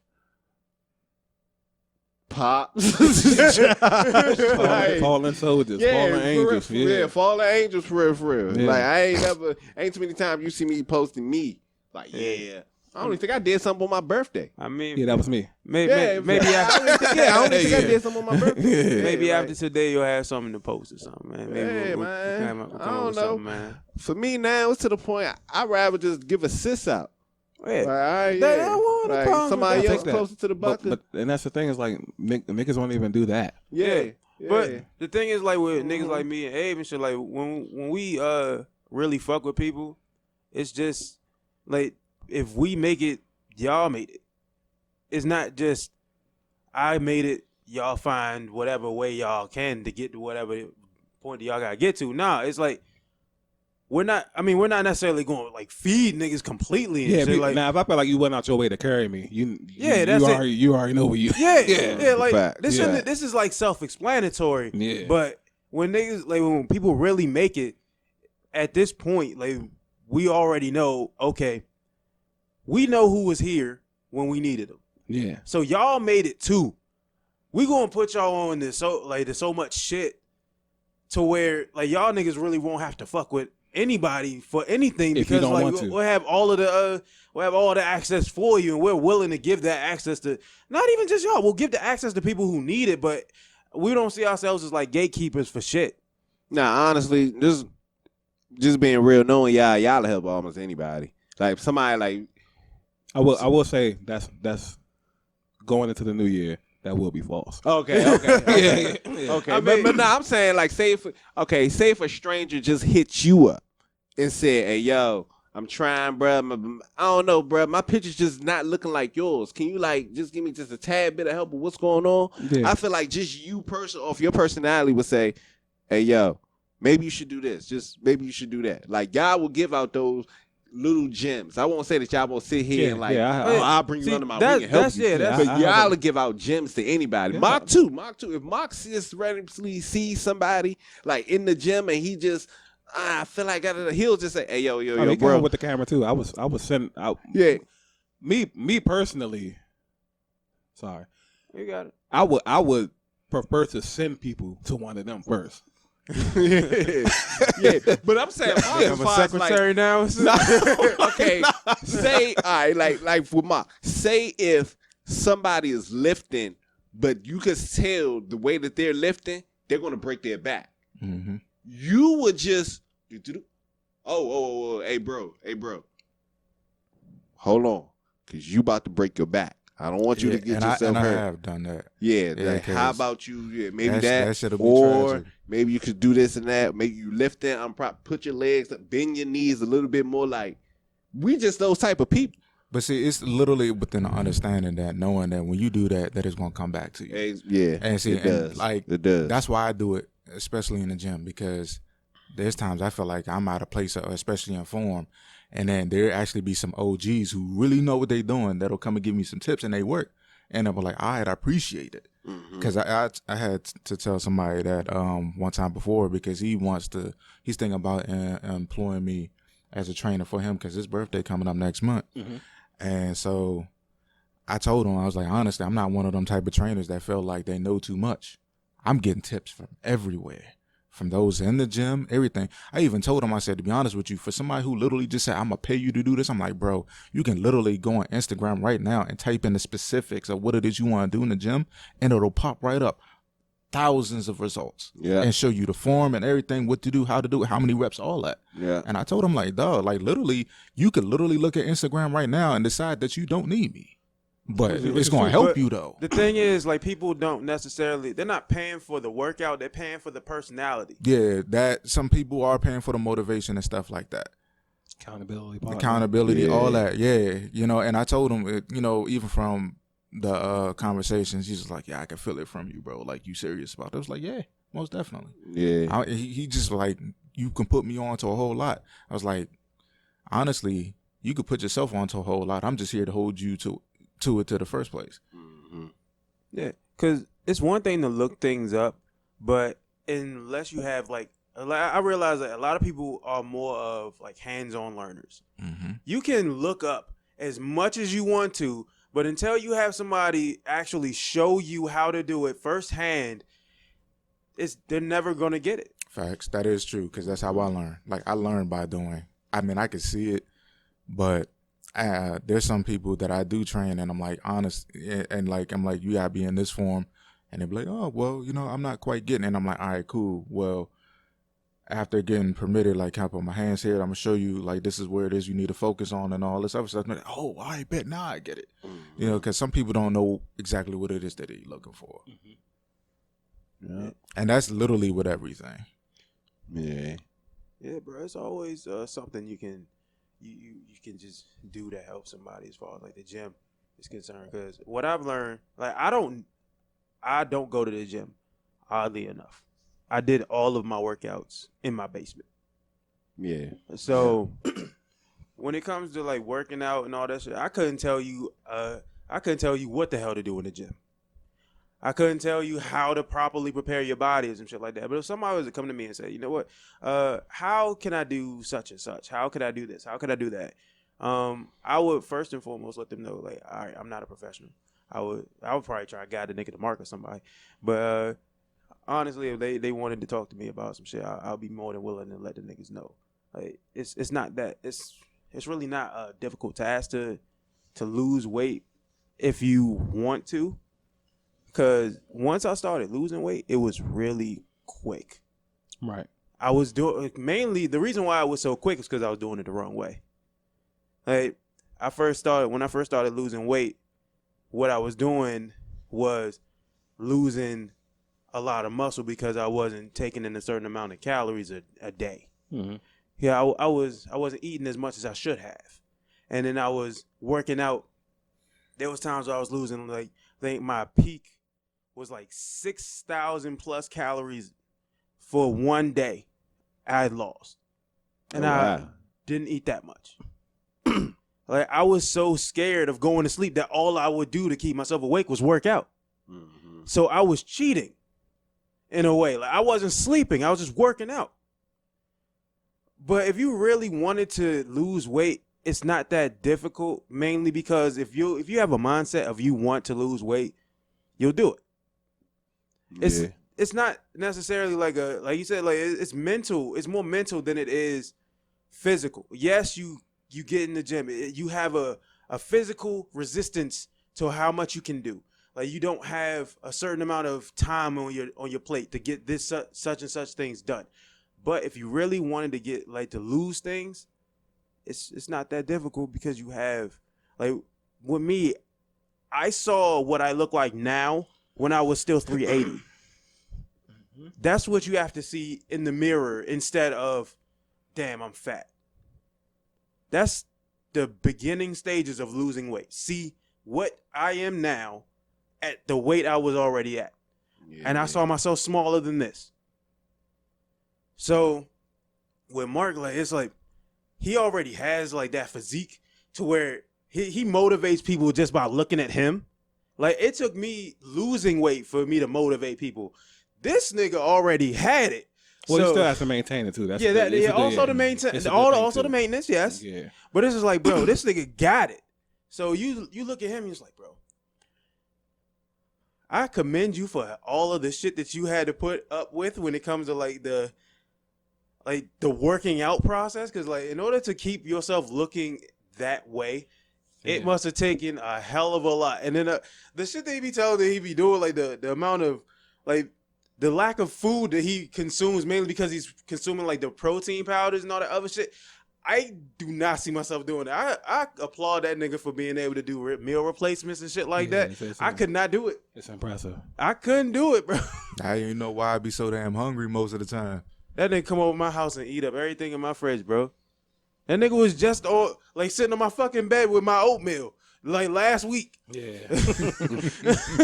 The rest of my damn oatmeal, sitting on my bed eating fucking oatmeal. Like, dog, I'm glad I was able to make some more, because if I didn't, I would have been job blown. But yeah, like, the fact that this man was able to continuously make his body look like that, even if he says, "Oh, I'm fat," and all that other shit. Like, me and Abe get pissed off every time he says that, because it's like, bro, if you don't read the room because you sitting in front of two fat niggas with real health problems. But still, we still respect the fact that this nigga was able to continue his glory at that size. Yeah. Because this nigga hasn't made it past, like we said, right now he's 220. he had like that was the heaviest we done seen that nigga, and we still he still never the same still fit though. He never still came fit. down. He's still fit though. I cannot shake that 220 for shit. This man, like he's built like a football player, and he's still not satisfied. And we sitting here, like we really sitting here like, damn nigga, what? I'm making shit out here, looking at this nigga downing himself because he's 220. That's a glass half full, half empty, I guess. Yeah. Oh yeah, I just got a different vision. That also plays in the fact that this nigga like him being so blatantly honest and shit. He'll let the nigga know, hey, I'm not feeling the greatest and all that shit. Like my motivation is dies too. So I think that'll also be good for his fitness journey and all that shit. How people will actually perceive him as more of a realer person to be around when it comes to like actually paying for his services and shit, because he's not perfect either. Facts. A lot of these like social media fitness niggas, they come off as like super like I'm perfect and all that shit. Like, nah, he just regular. Yeah, it's just the image you guys feel there. I was about to say, half of them be using fake weights. Yeah. Some will use fake weights. Some are not even natural. Nah, a lot of people they'll be like, nah, I'm not. Yeah, natural. a lot of them not natural. Yes, yeah. Yeah, that's fact. That's opposed to those who really get the genes for this shit. Yeah. That's what a lot of people. That's what I was saying earlier about the whole passion versus business thing. Because when it comes to business, it ain't no telling what a person gonna do. You know what I'm saying? Mm-hmm. Yeah. Like now that you mention it, fake weight's not a bad idea. My man said that with 200 pounds, just putting it up, man. Yeah, like you just gave Abe an idea, bro. Nah, them dudes on YouTube, like them dudes strong like me, buy this, like I ain't gonna get nobody's name. I don't want to say because this is going on YouTube, so I don't want to say nobody's names. But you talking about the cuz that was eating all the raw meat? Oh yeah, he was crazy. Liver King. Yeah, he was wild. But it's another one that uses fake weight. You probably heard of him before. Athlete X. That boy, fake weights, fake weight. Like he over here he'll say something like, "Yeah, it's all about your form." Then he'll pull out a 30-pounder, and then he'll like show you like he's pressing it, and it's like, bro, that's 30 pounds on one arm, and you pressing it like that. Yeah. So then then they actually showed another video of somebody else doing a real 30-pound weight, and he was way bigger than the Athlete X dude. And he was like, bro, you're not just throwing around 30-pound weights like that. You mean like a dumbbell? Yeah, dumbbell. Yeah. To rebuttal, my heyday at GW, I could do 100 with that. A 100-pound dumbbell like this? Yeah. Like, just flex it like that? Yeah. I even got a video on Facebook. It pop up in the memories every once so often. And that was recording from the phone with the other hand. I saw that video. You seen it? Mm-hmm. So I ain't gonna lie. That can be done. And no, it wasn't fake weights. Now, if I know niggas doing shit like that, yeah, but they definitely doing it though. They definitely. I mean, I get it, integrity and all that, but how would you not do that?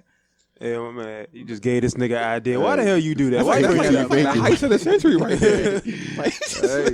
My man about to be on TikTok. You coming out with your own little weight powder and all that shit. Yeah. You know what I'm saying? Whole time that shit rubber. Yeah, it's styrofoam, just with his little logo on it. It's styrofoam with his logo. My man gonna fill the waist with flour and some shit. And that's crazy. Fake waist though. Yeah, they definitely be doing that. Boy, we in some get it how you get it times, ain't we? Get it? Hey. I wonder who sat out and just was like, damn, bro, what if we got some fake weights? Hey, I wanted to. That's everybody. Fake weights though. You right. Hey, bro, them Jones be looking real. Like them Jones probably look real. Can you imagine like somebody doing fake weights that actually look like fake weights, like the little Jones off of SpongeBob? Them niggas had the fake arms and everything. Yeah. Hey, bro. That's probably next. Hey, fake arms. Oh no, it's definitely niggas out there with that. I might as well jump on it now. I was gonna say fake arms is out there now. Just go. Yeah, it's like a little I forgot, it was like a silicone little jump they put on their arms. They don't even got to flex. It'll just stand like this, Looking like they ready to take off. And then you just put like a little shirt over, an arm over top of you or something. Or, like, bruh, like literally from their forearm to their shoulder, it looked like the shape of a W, bruh. Some Jones cost some shit. Nah, you don't need one. I thought, what happened to the James Harden bid, man? What? I'm about to just have a nigga on Amazon buying all types of shit. Ears, muscles, like just. I'm about to buy dreads. You want to be down? I'm about to buy dreads. I always wanted to be a dread. Go pull a Fetty Wap. Hey. You can't work towards just buy it. Hey, might as well. Hell nah, bro. I might buy some fake weights though. That's some wild niggas. That's not like too genius to not. That'd be funny as hell, like for some skits and shit. Like you could definitely get some fake weights with some skits. Man, that's crazy. Hey, I'm gonna put a nigga on or something. That's all right. Fake weights. Pay attention to my man's TikTok from now on and shit. Like he done mentioned it already. Don't fall for it, people. Yeah, I'm gonna just stop buying fake everything and shit. Bruh. Come over nigga house, whole room fake and shit. Nigga sit in the chair, fall down. It was an illusion the whole time. Pop up cardboard. Yeah. Bump into the wall, cardboard fall down and shit. Hey, it looked like the little joint off of Monsters Inc. Oh, your little training room. Yeah, I thought you was about to say Family Guy when Peter went to go buy a car and shit. Oh yeah. He pushed the joint over the car. Hey yo, nah. Funny as shit. Nigga said that nigga cardboard car. Hey, that shit was funny as hell, bro. Nigga try to go back in the building. The whole building was fake, though. Cardboard building, yeah. Hey, that's the finesse of the century, you nigga. Oh man, that was a wild dude. Definitely, Peter has poor depth perception. Yeah. It goes to show by his glasses. Like nigga, there's no way you didn't notice that. Yeah, that was wild, super wild, bro. Yeah, that shit was fucking hilarious, bro. Oh man. But this was a good first episode. Yeah, first episode in a while, man. Proud of everybody for all their accomplishments. Yeah, definitely. Yeah, likewise. Likewise, we still got ways to go, but we gotta celebrate what we did so far. Oh, no, before we go, like niggas ain't even like what you got coming up for 2023, dog? I mean, you know, I'm all about stability, man. I got a good foundation going. I'm just trying to build off that, man. You know, getting paid from almost all my platforms, so I think this year I'm going to chase verifications, blue checks. Yeah. I think that's gonna be the goal this year.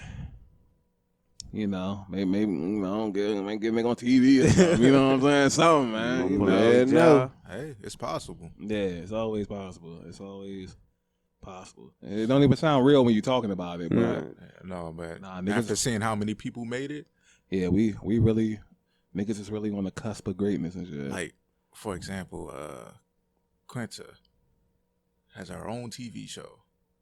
Yeah, with the dude who from Everybody Hates Chris. Yep, and she started just from doing we going skits. Yeah, what was the first one? Little Joan when she was at the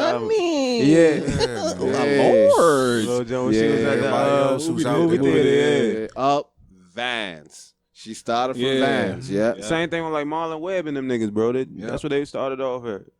Yeah, I wouldn't even mind being on that show, the Abbott Elementary show. Yeah, it's a good show too. Yeah, I don't know if y'all watch it. Yeah, it's funny. Yeah, it's a funny show. I watch it every episode. Yeah, it's a funny show. Right there. I'm a huge fan of her, like based off the journey alone. Yeah, just going from that. Yeah, now she on Olay commercials. Yeah. Mm-hmm. Man, you gotta love it, bro. Like people who really are deserving of like the success that they've garnered and shit. It's like it was a journey, especially when it came to people of like her nature and shit like that. You don't see too many like social media superstars in like movies and television, and it actually works. Yeah, she got the top show on that channel now. Didn't she get the what's the awards? What's the Emmy? Yeah, Emmy. I think she got something for it. I know she got an Emmy or something.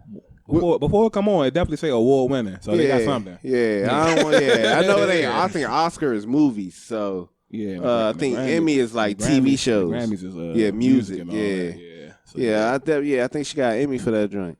Yeah, it's funny as shit though. Nah, it was deserved. Yeah. Nah, it was deserved. It definitely was deserved. Yeah. Kudos to her, bro. Yeah. Tons of respect, man. And the little girl from what was it, Blackish? The dark skin. The daughter, the short dog. Yeah. Again, shouts out to all of them, man. Like we hope to work with y'all one day, man. So. Oh nah, by this time next year, we're gonna be talking about jobs. We're gonna talk about jobs. Yeah, we got that show coming out on ABC, You know what I'm saying? Mm-hmm. Still gonna be in the basement and shit. Or NBC, niggas off their Bob Ross shit, shooting the show in their own basement. Nigga, I already pitched that idea to you. Like, hey, we could just randomly just shoot a whole film and shit, just doing whatever. I'm talking about network TV though. Yeah, he trying to say, hey, we're gonna be back in the basement, but give us like 2 weeks, so I gotta go ahead and film. Nick Cannon want me to come for Wildin' Out in 2 weeks, so I'm gonna be over there. And then after that, I think Marlon Wayans, he called me to do his Netflix TV show. I'm filling in for Nick Cannon while he out making kids. Don't let that nigga get on Wildin' Out, bro. This nigga gonna act a fucking fool, dog. Rap on that down. Like he ain't even gonna be doing no funny shit. He just gonna be trying to holler at the women and shit. Oh, it's gonna be funny shit involved. I gotta make sure they want to welcome me back. You know what I'm saying? Then in the midst of that.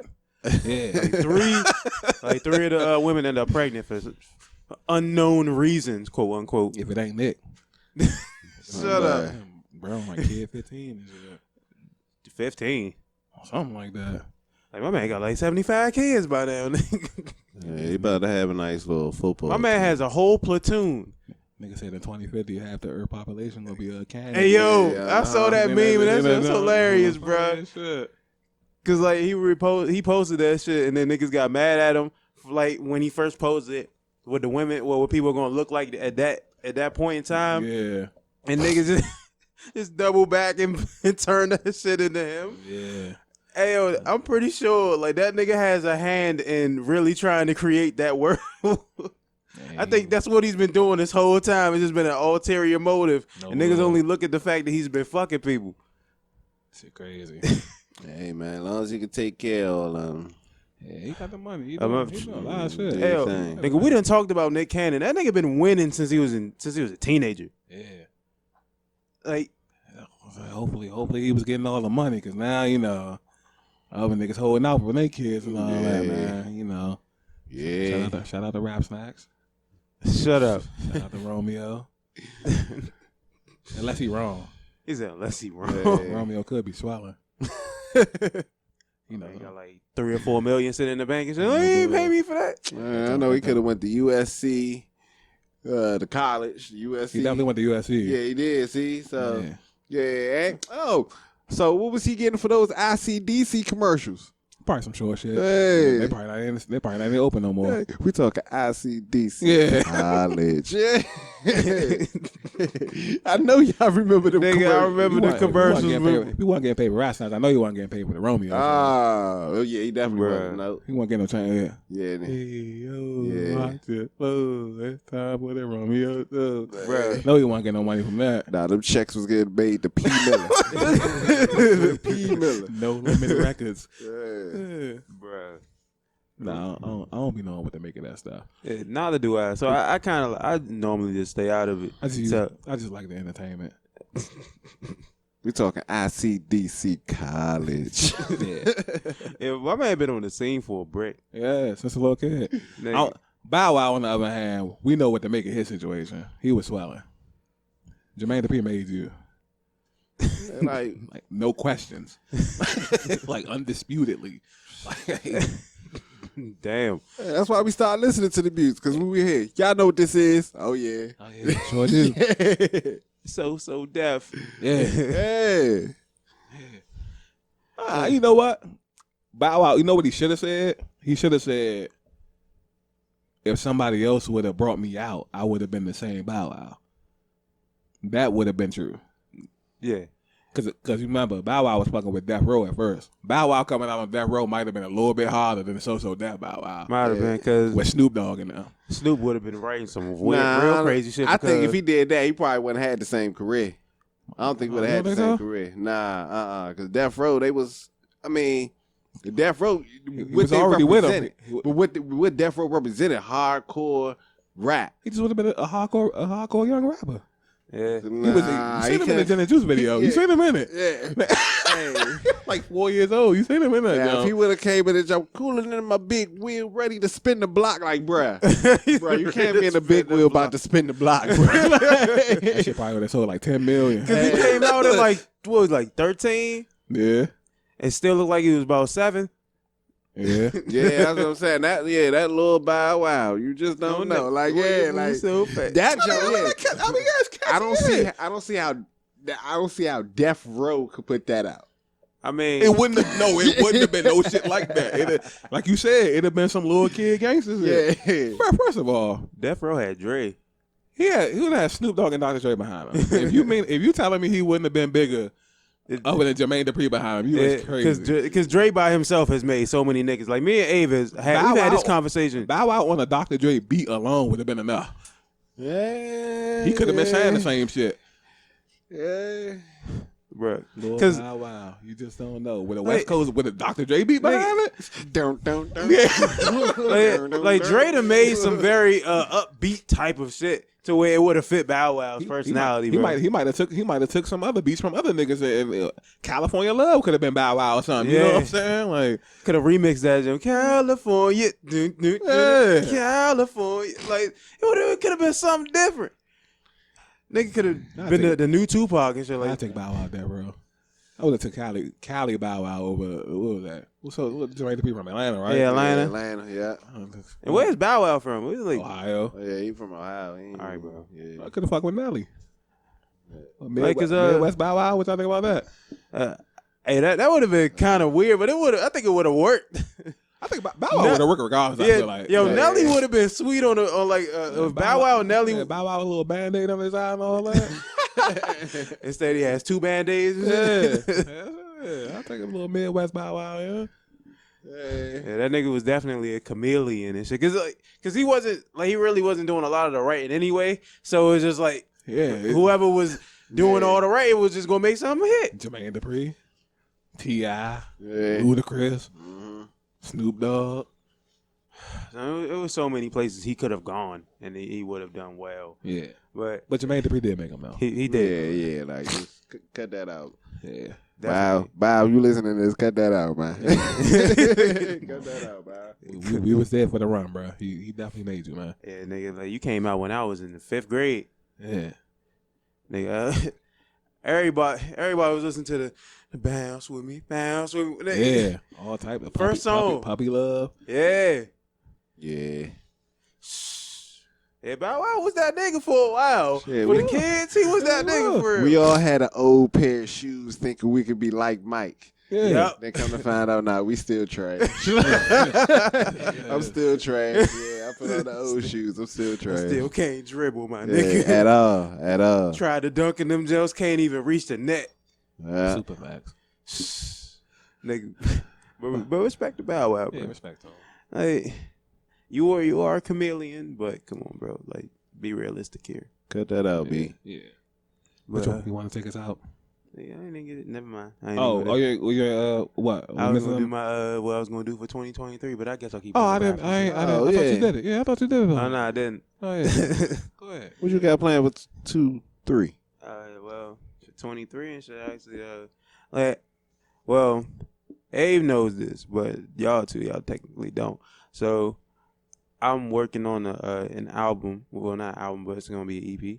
So. It's my first time ever releasing anything rap related. So I'm transitioning from just poetry. I'm doing just trying it out, rap shit. And I think I'm doing pretty well with it. I actually wanted to see if I could record something while I was over here, but I don't know, it'll probably kind of bring down the mood. I ain't gonna try and do no shit like that at this juncture. Yeah, but yeah, next time you come over, we can record. Yeah. I still. Yeah, I plan on doing some stuff like that. Also, more writing, The weight loss goal, definitely. Like at this point, I actually I have a 6-pack, but I don't necessarily have it like super visible to the point. I do a hell of a lot of crunches a day, so I can feel that shit. Like I'm hard bodied as fuck, just flabby in a sense. But I'm trying to get like the weight loss goal shits. I'm gonna keep doing my writing. I also have a lot of like project ideas that I wanted to work on. Like I'm gonna try and keep those under wraps on it, like normally. But I do have like writing. Like I want to try and see if I can pull out maybe another book, which would probably be like number 11, I think. Whichever. I stopped counting after like 7, but. Yeah, but I do try and I want to do more writing and shit because I have an idea for like a poetry book and shit. I was gonna try and accumulate all of the ones that I've written throughout those the entire year that I had for I was doing all those poems and shit. I was gonna try and put all those in the one specific day or in the one specific poem and shit, just so I can get all of that shit situated and see what I can do with it. So that's pretty much all I got, man. Looking forward to it. Definitely looking forward to it. Yeah. Maybe I can get you on the track and one of y'all A's and shit. It don't matter which one. I'm retired. Nah, nigga, you said that before, and then Enigmatic came along and shit. Yeah, that was a favor for a friend. Hey, well, just give me ahead of time so I gotta write for it. I gotta get ready. I gotta prepare. Freestyle God. Yeah, I gotta prepare. Yeah, I feel you, bro. I mean, but I already produced the beats for it, so. Oh, you produce your own beats? Mm-hmm. Oh, this guy. This guy. Self-sufficient, man. I told if I run into any problems, I don't really try and outsource anymore because I tried that once before, and then I eventually just got to the point where I was like, "Fuck it," and I'm gonna do it myself. Can't trust people, man. Yeah, exactly. No, that's facts. That's facts. I just decided to just do things myself. So I produce my own like music for like my albums, even my short films and stuff. I do compositions. Mm-hmm. Like the stuff for his short film. The what was the name of it? The Machete Machine. Yeah, that one. I produced the compositions for that. Okay. So it's all up to how I feel about it and shit. But yeah, that's pretty much just how I really plan on utilizing my 2023, man. Okay, that's good. But since I already got my shit out the way, man, everybody else done had them little moments and shit. Would you like to bring us out? Or you want to give it? Okay. Well, I guess this has been another Breaking the Narrative podcast, BTN for short. I'm Teddy. I'm Tony. Black Ave. And I'm Mark Anthony. And we are out.